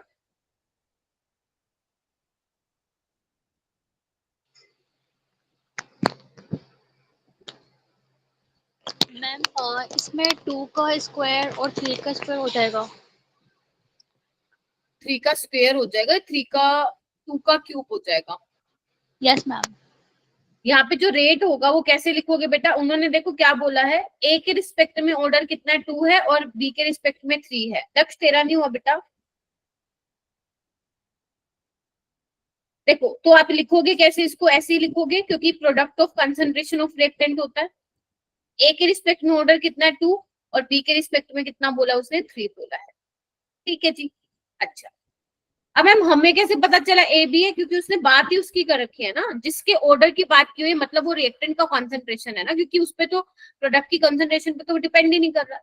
तो वो फिर बोल रहा है कि अगर आप इसको, पहले तो मैं वैसे बताती हूँ जैसे आप स्कूल में करके आएंगे, तो मान लेते हैं जो आपका स्टार्टिंग का रेट है R1 मान लेते हैं इसको, ये दिया हुआ है। जो नया वाला रेट है वो क्या बोल रहा है कि इसमें आपने ए की कंसेंट्रेशन को डबल कर दिया और बी की कंसेंट्रेशन को भी बेटा डबल कर दिया है। तो क्या हो जाएगा 4 और ये कितना हो जाएगा 8, तो ये कितना हो जाएगा 32 के ए स्क्वायर बी क्यू। ठीक है, तो नया वाला रेट ये आ गया, ये कितना था R1 ही था। तो जो नया वाला रेट है बेटा वो कितने टाइम्स है बेटा, पहले वाले के 32 टाइम्स है। तो इसलिए इसका आंसर क्या आ जाएगा 32। आ गया था कि ये जिन्होंने हैंड रेस किया था? Yes, ma'am. ठीक है मेरा बेटा, अब पेपर में कैसे करोगे, देखो नीट में आप ये छोटी छोटी चीजें नहीं लिख पाओगे, ये तो तुम्हें पेपर में 2 नंबर लेने के लिए बहुत सही है, क्योंकि एनसीईआरटी में भी ऐसे क्वेश्चन है। बट नीट में कैसे करोगे, तुम्हें फटाफट सोचना है। अभी तो चलो तुम लर्न मतलब सीख रहे हो, आपको पता है, सीधा दिख रहा है, लिख दो फटाफट कि मैम ए के रिस्पेक्ट में तो 2 है और बी के रिस्पेक्ट में ऑर्डर 3 है, तो अगर दोनों की कंसंट्रेशन को डबल करेंगे तो कितना हो जाएगा, डायरेक्ट ओरली कर दोगे 32 टाइम्स। बस, क्लियर है? आगे चले, चलो ये वाला क्वेश्चन करते हैं। ये वाला क्वेश्चन बहुत ही प्यारा है, वही है कि जो मैं सोच रही हूँ। हाँ ये वही है जो मैं सोच रही हूँ। ये वाला क्वेश्चन पता नहीं हर एक एंट्रेंस में आता है, जो 12th के बाद आप एंट्रेंस देते हो, whether it is NEET, JEE, CUET, nursing, हर किसी एग्जाम में ये क्वेश्चन आता है, सेम टाइप का क्वेश्चन आता है। एक बार इसको पढ़ोगे जैसे अभी आपने पहले किया, और इसका मैं ना पोल लॉन्च करने का मन कर रहा है मेरा, आप लोग तब तक पढ़िए, मैं पोल लॉन्च कर लेती हूँ।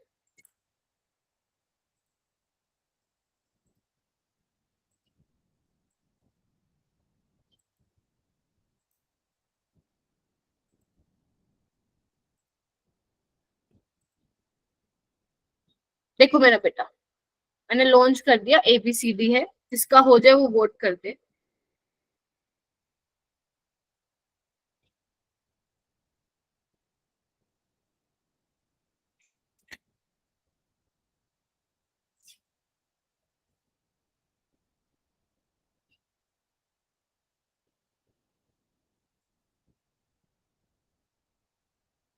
एक वोट आ चुका है।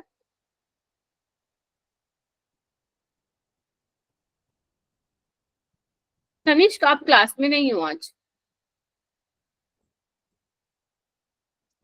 सिर्फ ज्वाइन करके छोड़ा हुआ है तुमने। महक, अच्छा महक भी आ गई है क्या? आकाश, नोट वेल, ओहो, कोई बात नहीं, जल्दी से ठीक हो जाओ एंड मुझे अपने जो भी पेंडिंग DPPs हैं वो मुझे शेयर करना है तनिष्क, तुम्हें, है ना? तुमने किया नहीं है बहुत टाइम से मुझे।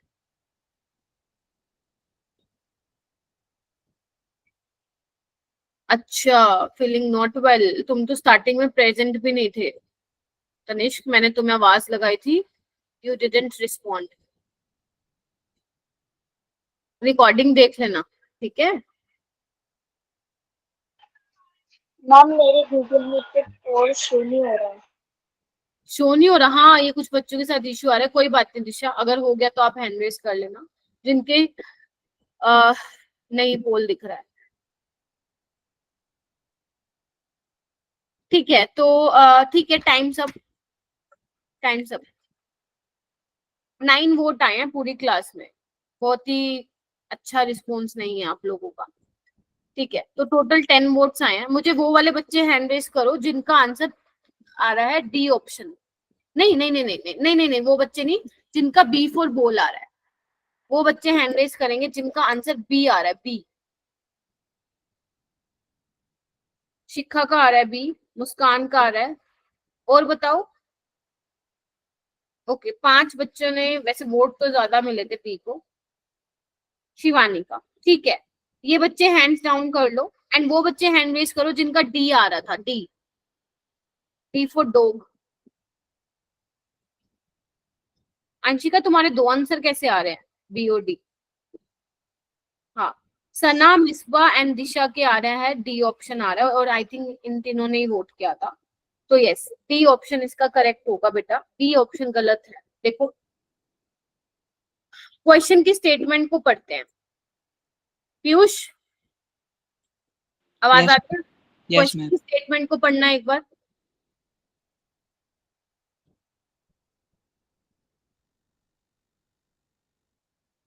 पीयूष, क्वेश्चन की स्टेटमेंट को पढ़ना है।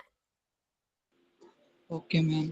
हाँ, रीड करो, मतलब मेरे सामने रीड करो, बोल के रीड करो। In a reaction, A plus B हाँ, give the product rate is doubled when the concentration of B is doubled. रुक जाओ, यहीं पे रुक जाओ। इससे क्या समझ में आया तुम्हें बेटा, कि जो तुम्हारा रेट लो है, पहले तो उसको ऐसे ही लिखोगे कि ए की पावर अल्फा, बी की पावर बीटा, या तुम मर्जी है अल्फा की जगह XYZ जो लिखना लिख लो। अब तुम्हें इससे लाइन से क्या समझ में आया, रेट जब कंसंट्रेशन बी की डबल कर दी तो रेट भी डबल हो गया, तो मतलब बी के रिस्पेक्ट में ऑर्डर कितना रहा होगा मेरा बेटा, बोलो। मैम 1। हाँ, 1। तभी तो मैंने क्यों लिखवाया था ये सब, इसलिए लिखवाया था कि जब आप ऐसे टाइप के क्वेश्चन करें तो आप समझ पाए।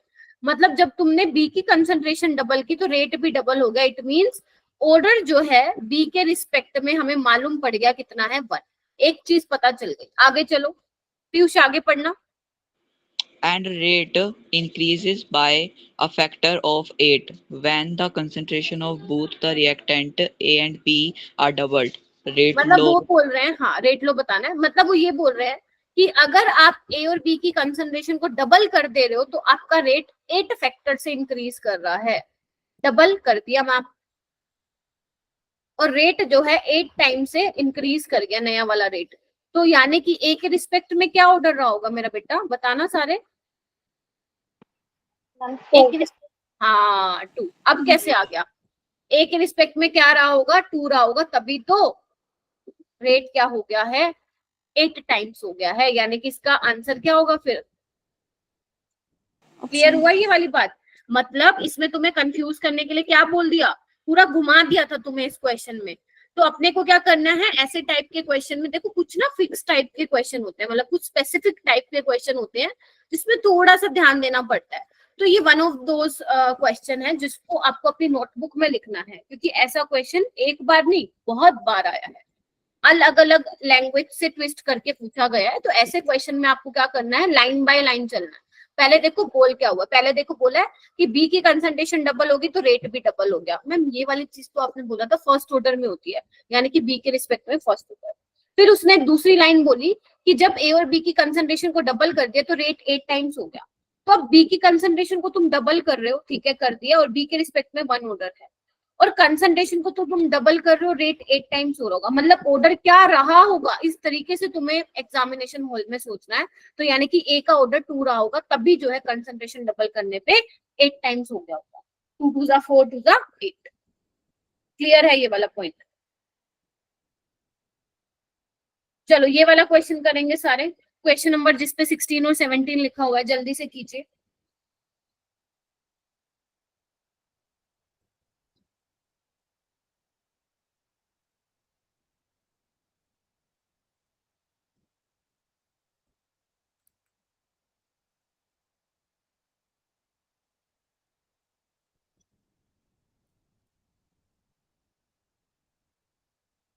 पहले आंसर नहीं देना मुस्कान, ठीक है। इसमें तो मैं चाहती हूँ नंबर ऑफ स्टूडेंट्स जो होंगे वो ज्यादा होंगे हैंड रेज करने वाले। बहुत ही पुराना क्वेश्चन है बट बहुत ही इंपॉर्टेंट क्वेश्चन है। ये मत सोचना 2011 में आया था तो अब नहीं आएगा, इसको दोबारा भी पूछा गया है अलग अलग लैंग्वेजेस में।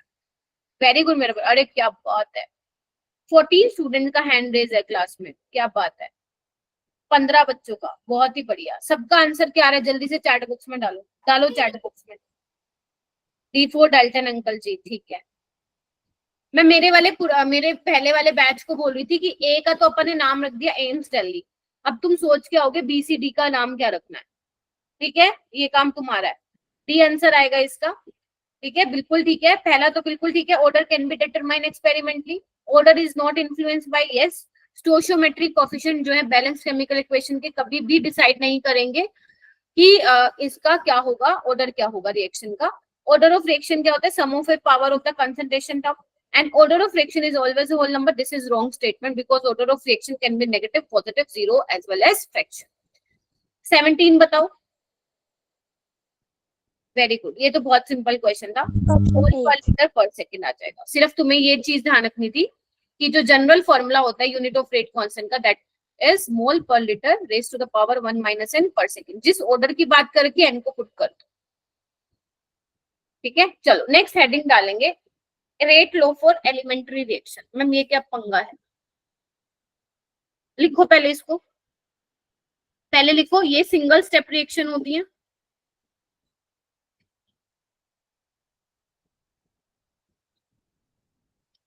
कोई इंटरमीडिएट नहीं बनता है इसमें।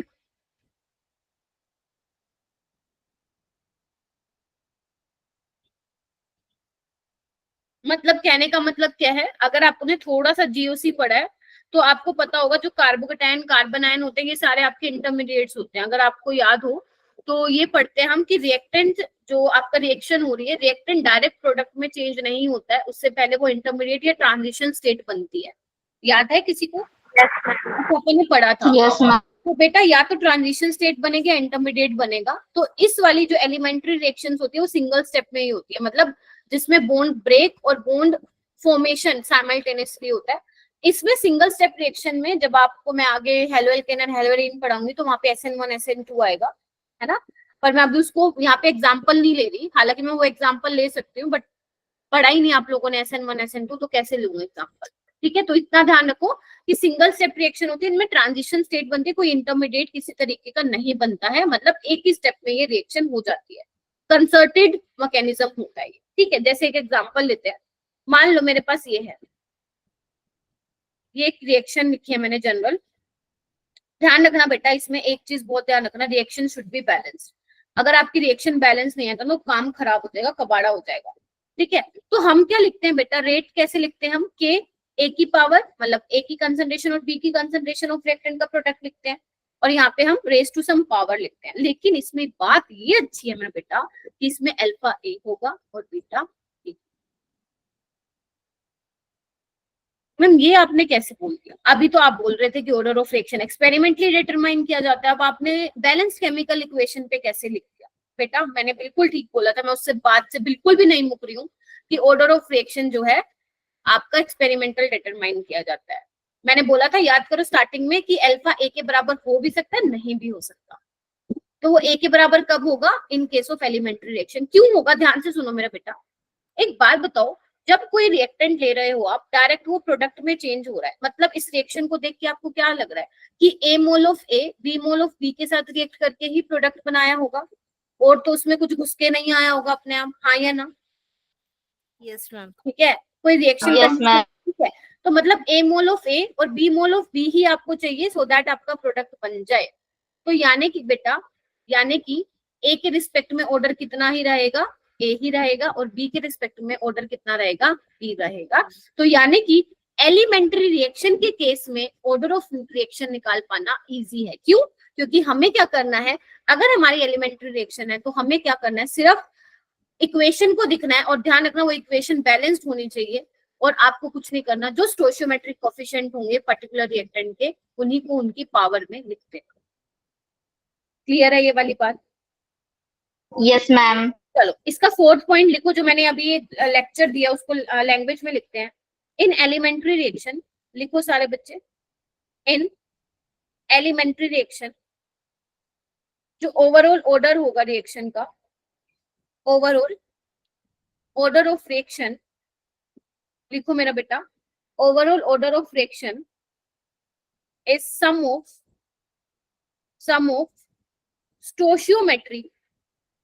stoichiometry coefficient of balanced chemical equation। Clear हो गया, पढ़ लो एक बार इसको, पढ़ो इसको क्या लिखा है, पढ़ लो इसको। यानी कि एलिमेंट्री के केस में जहां पे रिएक्शन एक ही स्टेप में हो रही है, तो ऑर्डर ऑफ रिएक्शन निकाल पाना बहुत इजी है। बस हमें ये ध्यान रखना है, रिएक्शन शुड बी बैलेंस्ड, और जो बैलेंस केमिकल में रिएक्टेंट के स्टोइचियोमेट्रिक कोएफिशिएंट है वही उनकी पावर होगी, that's it.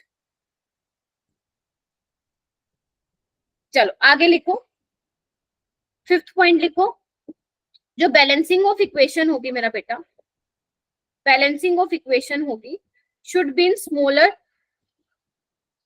smaller integer value।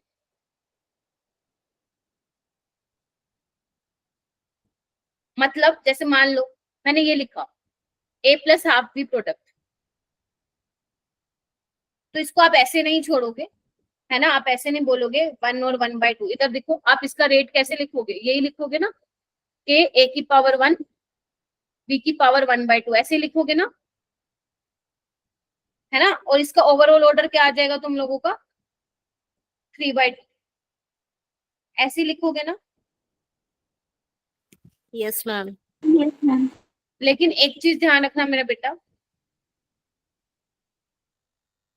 एक चीज ध्यान रखना, कभी भी आप ऐसे बोल सकते हो कि 1 मोल बी का, मतलब 1 मोल बी का और आधा मोल जो है, या मैं बोलूं किस टर्म्स में बोलूं, हाँ कभी भी मैं ऐसे बोलूंगी क्या कि 1 मॉलिक्यूल है इसका और इसका आधा मॉलिक्यूल है, ऐसे मैं बोल सकती हूँ क्या, नहीं बोल सकती ना। No ma'am. तो इसको आपको चेंज करना पड़ेगा स्मॉलेस्ट इंटीजर में। तो क्या करें हम, इसको 2 से मल्टीप्लाई कर दो, तो ये कितना हो जाएगा, 2a + b प्रोडक्ट। अब आप बोलोगे कि इसका जो ऑर्डर है वो क्या होगा, ओवरऑल ऑर्डर क्या हो जाएगा, 3 हो जाएगा, क्योंकि अब आप इसको ऐसे लिखो के a की पावर 2 b की पावर 1, तो ओवरऑल ऑर्डर क्या आ जाएगा, 3। नहीं नहीं नहीं नहीं, 2p नहीं होगा, 2p मत लिखना, ओवरऑल ऑर्डर क्या हो जाएगा, 3। सिर्फ मैं रिएक्टेंट से रिएक्टेंट की बात कर रही हूँ, ठीक है। तो इस तरीके से प्रोडक्ट से कोई लेना देना नहीं है, प्रोडक्ट आपको कुछ भी बने अनटशन, मान लेते चलो 2p बन गया, बट हमें किससे काम है, रिएक्टेंट की कंसंट्रेशन से काम, ठीक है जी। चलो चलें आगे, अब हेडिंग डालो rate of complex reaction, heading डालेंगे सारे बच्चे रेट ऑफ कॉम्प्लेक्स रिएक्शन। अभी हमने बात किया वो रिएक्शन जो एक ही स्टेप में हो जाती है, अब हम बात करेंगे जो रिएक्शन एक स्टेप में ना होके एक से ज्यादा स्टेप में रिएक्शन होती है, उनको हम बोलते हैं कॉम्प्लेक्स रिएक्शन, मतलब जहां पे इंटरमीडिएट भी बनेगा। Are you getting my point? बेटा आपकी अटेंडेंस लग जाती है क्योंकि अब आप लोग ओथ लेयर लिंक से ज्वाइन करते हैं ना, तो वहां पे आप लोग अपना मोबाइल नंबर या स्टूडेंट आईडी डालते होंगे तो वो ऑटोमेटिकली ट्रैक हो जाती है बेटा अटेंडेंस, ठीक है? Okay ma'am. चलो हेडिंग डालो rate law of complex reaction. पहला पॉइंट लिखो reaction, reaction in which one और मोर इंटरमीडिएट फॉर्म, जिसमें एक से ज्यादा इंटरमीडिएट बनते हैं।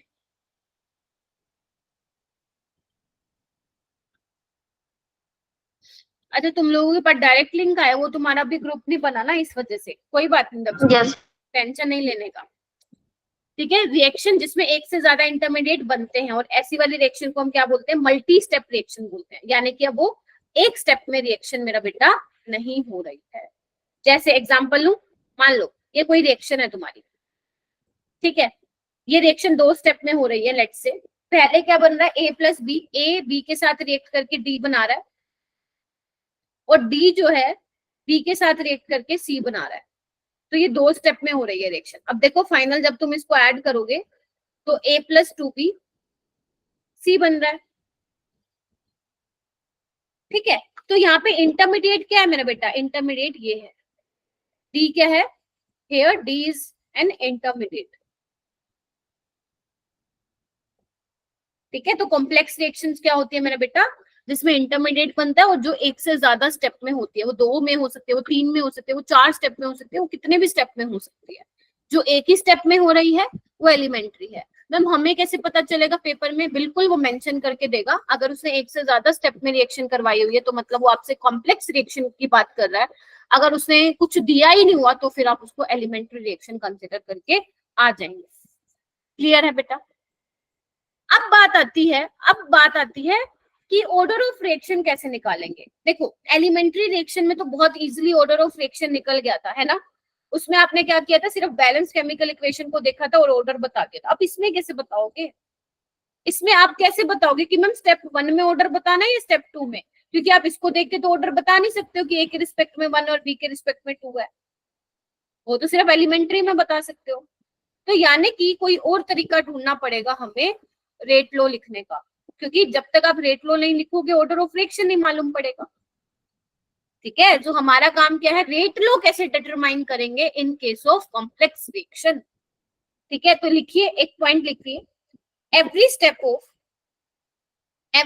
ऑफ कॉम्प्लेक्स रिएक्शन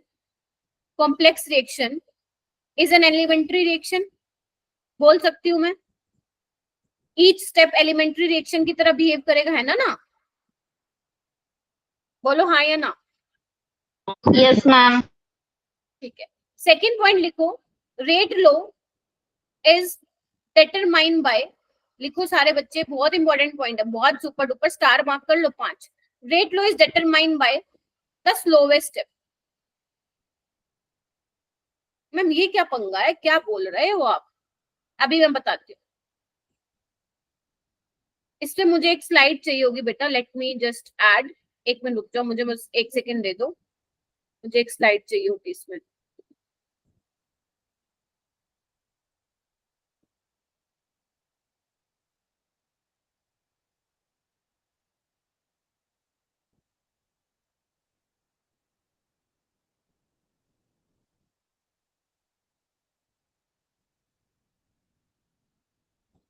हाँ दीप्ति बोलो। ठीक है, तो मैं एक बार दोबारा लिखती हूँ। मैंने क्या बोला? मैंने बोला कि in complex reaction rate law is determined by slowest step। अब मैम ये क्या होता है? लिखते हैं स्लोवेस्ट स्टेप, सेकंड में लिखो, slowest step is the rate determining step. Rate determining step. अब मैम इसको कैसे समझे? How the slowest step is the deciding factor. Slowest step से हम रेट डिटरमाइन कैसे कर पाएंगे मैम, ये समझाओ। देख, इसका एक एग्जांपल लेते हैं सिंपल सा। मान लो एक फैक्ट्री है कार की, एक कार फैक्ट्री है, ठीक है। वहां पे आपको क्या करना है, कार बन के रेडी होनी है, ठीक है। ये कार की जगह थोड़ा हल्का ले लो, ये बहुत भारी भरकम हो गया, साइकिल ले लो, ठीक है। तो साइकिल बनाने की फैक्ट्री है, तो यहाँ पे 3 कंपार्टमेंट है अपने, ए, लेट से ए बी सी, जहाँ पे काम चल रहा है, अलग अलग पार्ट्स बन रहे हैं, ठीक है। मान लेते हैं यहाँ पे आपका ब्रेक्स वाला पार्ट चल रहा है, जहाँ पे आपकी ब्रेक्स रेडी हो रही है। यहाँ पे टायर, आपके टायर वाला काम चल रहा है। और यहाँ पे आप किसका लोगे एग्जाम्पल, किसका लोगे, जल्दी बोलो, कोई ले लो, कोई भी पार्ट ले लो, हैंडल ले लो, ठीक है। अब एक बात बताओ, मान लेते हैं कि जो ए कंपार्टमेंट में बंदे काम कर रहे हैं वो अपना काम 2 दिन में कंप्लीट कर लेते हैं, और जो बी कंपार्टमेंट में लोग काम कर रहे हैं वो अपना मान लो 1 दिन में काम कंप्लीट कर लेते हैं, और ये जो है अपना काम लेट से 4 दिन में कंप्लीट करते हैं। अब तुम ये बताओ साइकिल कब रेडी होगी, साइकिल कब तैयार हो जाएगी, तो ये किस पे डिपेंड कर रहा है? हैंडल वाले टाइम पे। हैंडल वाले पे। क्यों? क्योंकि ये जब अपना काम करेगा भैया तभी तो बनेगी ना, वरना हैंडल नहीं होगा तो कैसे चलाओगे उसको। तो यानी कि साइकिल कब बनेगी ये किस पे डिपेंड कर रहा है, जो कि काम स्लो कर रहा है। ऐसी केमिस्ट्री में रेट कौन डिटरमाइन करेगा, जो स्टेप क्या होगा, स्लो होगा।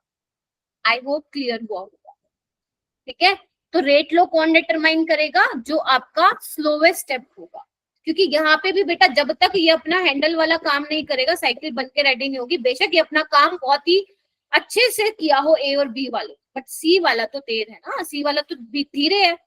अब धीरे है तो क्या कर सकते हैं, हम खड़े रहेंगे उसके लिए, भाई तू जब तक करेगा नहीं तो हमारा काम कैसे चलेगा।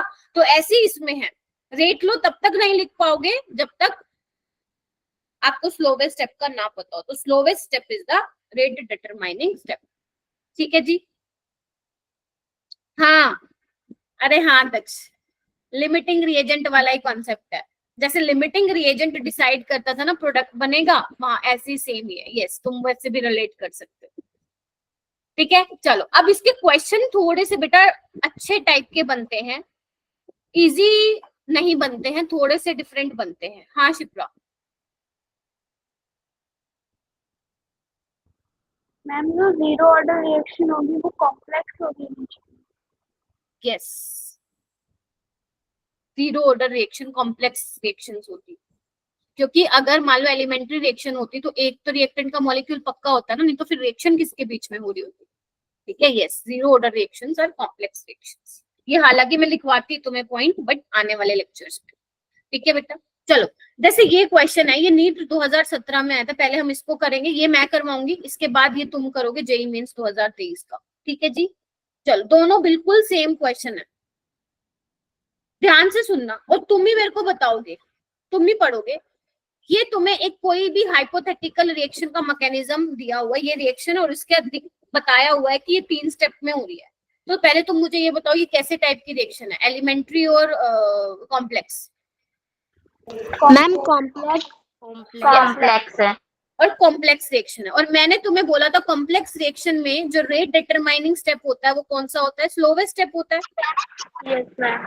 मतलब तुम स्लोवेस्ट स्टेप, अब तुम्हारी नजर कहाँ जानी चाहिए, स्लोवेस्ट स्टेप पे। कौन सी है, ये वाला। यानी कि इसको देख के तुम रेट लिख लोगे, मैम रेट, ये तो बहुत आसान है। रेट क्या हो जाएगा, एक्सी कंसंट्रेशन और Y2 की कंसंट्रेशन का प्रोडक्ट। तो मैम इसका आंसर तो 2 आ जाएगा, और हम लगा के आ जाएंगे ए। नहीं तो सिखाया मैंने, लेकिन आंसर क्या है, 2 नहीं है इसका। पता है क्यों नहीं है, इधर आओ, ये देखो। अब रेट लो को ध्यान से नजर मारो, एक्सी कंसंट्रेशन, Y2 की कंसंट्रेशन, ठीक है। जबकि बेटा मेरे पास Y2 क्या है यहाँ पे, कैन यू ऑब्जर्व दैट, इधर देखो जो X है, इधर देखो ध्यान से, सारे बच्चे ध्यान से देखेंगे, जो X है मेरा बेटा वो मेरे पास इंटरमीडिएट है, यहाँ पे देख पा रहे हो।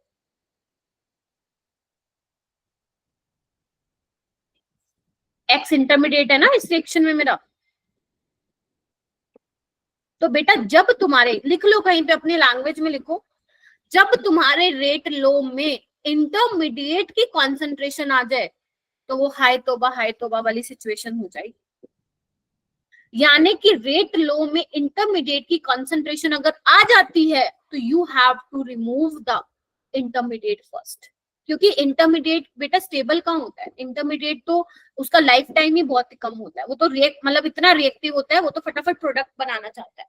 तो हमें रेट लो में क्या करना है, इंटरमीडिएट नहीं लिखना है। अगर इंटरमीडिएट आ रहा है तो हमें उसको क्या करना है, रिमूव करना है। तो यहाँ पे लिख लो, we have to remove if there is an intermediate in rate low, so we have to remove this, we have to remove with the help of, किसकी हेल्प से हटाओगे इसको, with the help of fast step।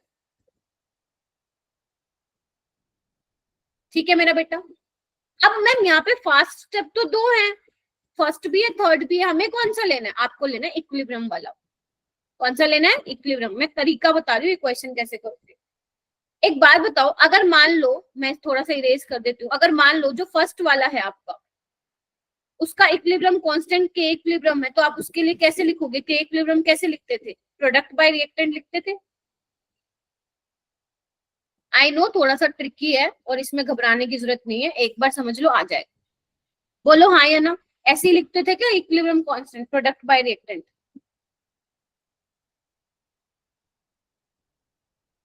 ठीक है, अब ये क्या हो जाएगा, एक्स का स्क्वायर कर दो इसको,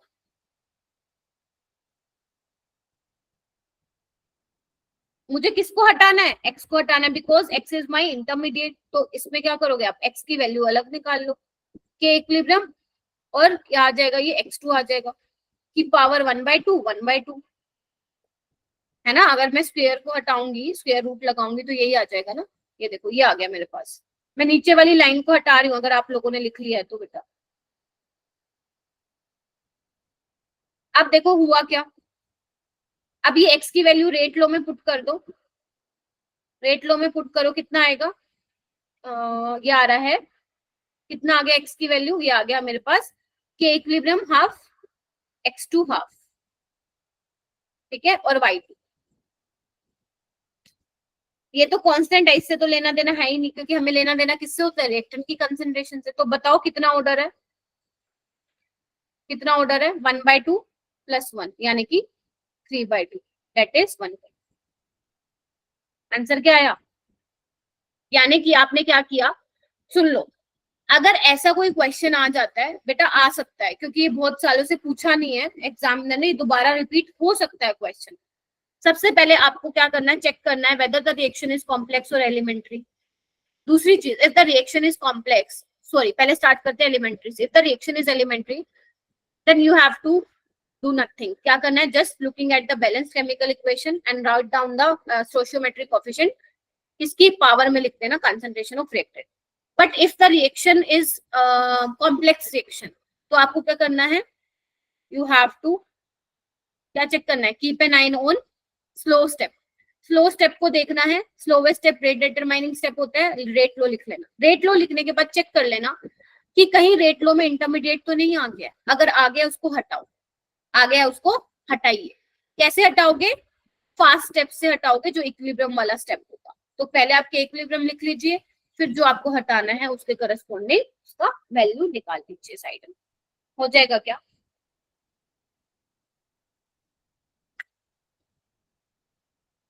चलो ये वाला क्वेश्चन तुम करो, ये वाला, अरे ये वाला तुम करो बेटा। 5 मिनट और लूंगी बस तुम लोगों के, ओनली 5 मिनट्स। मेरे भी जो फोन की बैटरी है वो जाने वाली है बस ठीक है, करो इसको। सबसे पहले पता लगाओ कौन सी रिएक्शन है।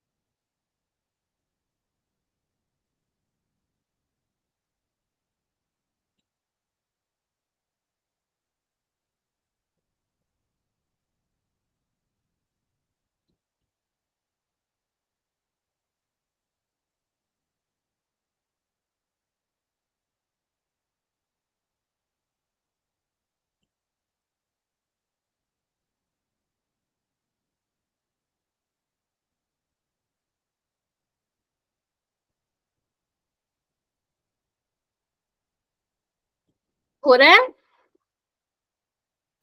Yes ma'am. वेरी गुड, करो। कोमल का हो गया है, शाबाश।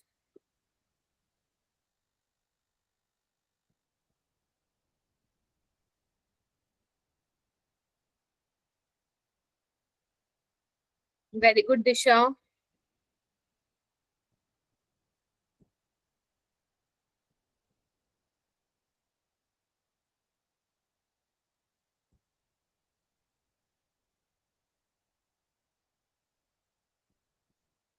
ऐसे ही अगर आप लोग कंसिस्टेंट रहे ना, आराम से नीट में झंडे गाड़ के आओगे, मैं सच बता रही हूँ। ठीक है, तो अच्छा कर रहे हो, इसी को ही मेंटेन रखना है पूरे साल तक। Very good. 3 बच्चों ने हैंड रेज कर लिया है, 4 बच्चों ने कर लिया है।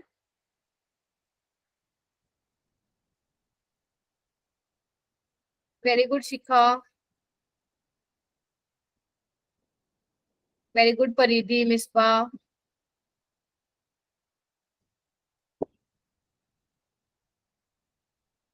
क्यों नहीं बच रहा? इंटरमीडिएट है तो सही इसमें, NOBR2 वाला। NOBR2 इज इंटरमीडिएट ना?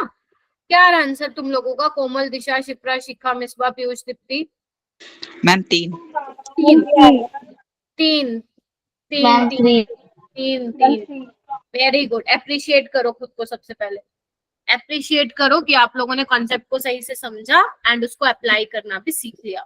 तो कुछ मुश्किल नहीं होता है बेटा, कुछ मुश्किल होता ही नहीं है। ठीक है, चलो फिर कौन बताएगा मुझे? एक्सप्लेन करो फटाफट, टाइम भी हो गया। कौन बताने वाला है? दीप्ति तुम बताओगी? दीप्ति थोड़ा जल्दी बताना पड़ेगा, तुम लोग इतना टाइम लगवा देते हो, मैं बोलती रहती हूँ बोलो बोलो बोलो, कोई बोलता नहीं। मैं बताऊं? हाँ कोमल आप बताओ। कोमल यस, गो ऑन बेटा। मैम पहले तो स्लो स्टेप के लिए रेट लिख दिया मैंने। हाँ तो हाँ, की NO टू BR का ऑर्डर बन रहेगा और NO का ऑर्डर भी बन रहेगा। Very good. और उसके बाद NO टू BR जो है वो इंटरमीडिएट है, तो उसके लिए मैंने K इक्विलिब्रियम निकाला। ठीक है, क्या तो लिखा था? NOBR2 अपॉन NO और BR2। फिर यहाँ से क्या फिर कर मैम लिया? NOBR2 के लिए निकाल लिया K इक्विलिब्रियम और NOBR2, वेरी और गुड, फिर इसे पुट कर दिया। शाबाश। तो ये यहाँ पे पुट कर दिया, तो इसका ऑर्डर आ जाएगा 3। अरे क्या बात है, वेरी गुड। कोई बात नहीं दीप्ति, इट्स ओके मेरा बेटा। ठीक है, ये वाला क्वेश्चन कीजिए बस, this is the last question, फिर बाकी होमवर्क में दे देती हूँ मैं तुम्हें। ध्यान से पढ़ो, थोड़ा सा बड़ा क्वेश्चन है बट इजी है, ध्यान से पढ़ो इसको।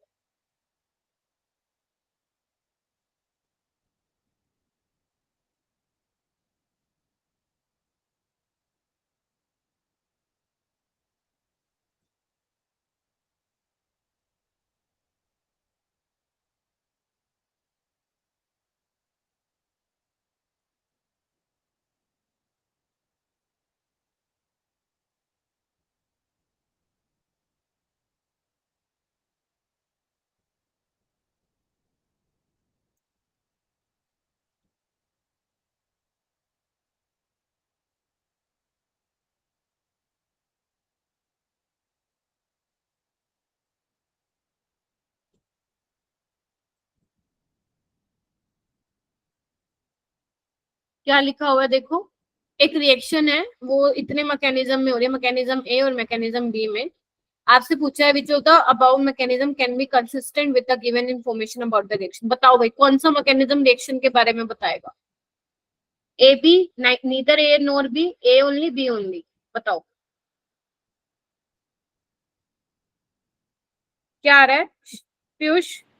Ma'am D option. B only. Komal, Deepti, Chhipra ma'am का सबका बी आ रहा है क्या? सबका डी फॉर डॉग आ रहा है क्या? Yes ma'am. Very good. क्योंकि Yes, मेरा बेटा मैकेनिज्म, यस मैम। मैकेनिज्म ए से लेना देना ही नहीं है, हमें सिर्फ लेना देना होता है स्लो स्टेप से। अब ये मत सोचा मैम इसमें फास्ट स्टेप भी तो है, कोई बात नहीं, उसने थोड़ी ना पूछा है, उसने सिर्फ मैकेनिज्म की बात किया ना। तो अगर बी मैकेनिज्म में स्लो स्टेप है तो यस मैकेनिज्म बी ही क्या बताएगा हमें? रिएक्शन के बारे में बताएगा। ठीक है, ओके। उसके बाद ये क्वेश्चन कर लेना। हालांकि मुझे मोलिकुलरिटी भी कराना था बट इट्स ओके, हम कल कर लेंगे। ठीक है, और ये देखो मैंने कुछ क्वेश्चंस दिए हैं तुम्हें, अराउंड 10 क्वेश्चंस हैं। तो इन क्वेश्चन में अगर तुम्हें मोलिकुलरिटी का क्वेश्चन दिखे जैसे इस क्वेश्चन में है तो वो छोड़ देना आप लोग, ठीक है, बाकी आप कर सकते हैं, ठीक है। और इसमें कुछ ऐसा भी आएगा कि वॉल्यूम हाफ कर दोगे तो क्या होगा, तो ध्यान रखना, अगर वॉल्यूम वाला आ जाएगा ना, जैसे आप रेट लिखते हो कंसंट्रेशन के टर्म्स में लिखते हो ना आप लोग, तो अब अगर मान लो बोल दिया जाए कोई वॉल्यूम हाफ हो गया, वॉल्यूम 3 टाइम्स हो गया, तो घबराना नहीं है, आपको पता है कंसंट्रेशन और वॉल्यूम में इनवर्सली प्रोपोर्शन का रिलेशन होता है। अगर वॉल्यूम कम हो रहा है तो कंसंट्रेशन बढ़ेगा, रेट भी बढ़ेगा।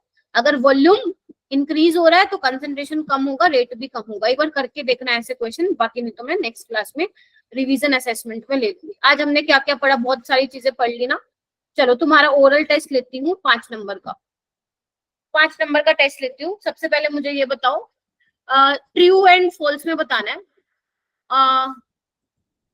क्या कि rate of reaction is directly related to the concentration of reactant. Is this statement is true or false? True. True ma'am. True है, हाँ चैट बॉक्स में भी लिख सकते हो यस ट्रू है। पहला क्वेश्चन 1 नंबर दे दो, ठीक है। दूसरी चीज, okay, in case of elementary reaction, in case of elementary reaction, order of reaction is determined by the by looking at the stoichiometric coefficient in the balanced chemical equation. Is this statement true or false? True. एक number दे दो खुद को। Okay, next question है, okay, if the concentration of A is 27 times but the rate remains unaffected, what will be the order of reaction? Zero order. Zero. Zero. Okay, आपको बतानी है unit of rate constant बतानी है for 3/2 order के लिए। अगर आपका order of reaction 3/2 है तो आपको उसके लिए यूनिट्स ऑफ रेट कांस्टेंट बतानी है। बताओ जल्दी से सॉल्व करके।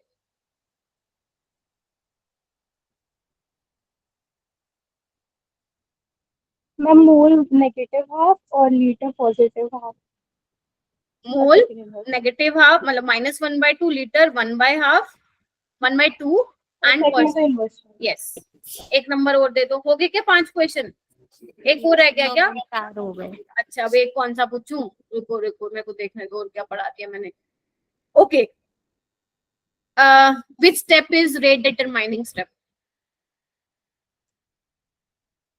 कौन सा स्टेप रेट डिटरमाइन करता है?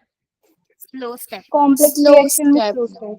हाँ, कॉम्प्लेक्स रिएक्शन में स्लो स्टेप करता है। 1 नंबर दे लो। 5 नंबर का टेस्ट था, 5 में से 5 आप लोगों के, ठीक है। तो इस तरीके से आपको एक बार घर से रिवाइज करना है जितना मैंने कराया है। जो क्वेश्चन क्लास में नहीं होते हैं बेटा, कई बार होता है कि क्लास में हमें दिखता है मैम ने करा दिया हो जाएगा, बट नहीं होता है। वो खुद से हाथ से निकालोगे तो कहीं ना कहीं फंसोगे, तो वो आपको नहीं, घर जाके ट्राई करना है और ये क्वेश्चंस कर लेना, ठीक है मेरे बेटा। चलो ओके, अब मिलते हैं हम नेक्स्ट क्लास में मंडे को, आगे करेंगे एंड ट्राई करेंगे कि नेक्स्ट वीक में ये चैप्टर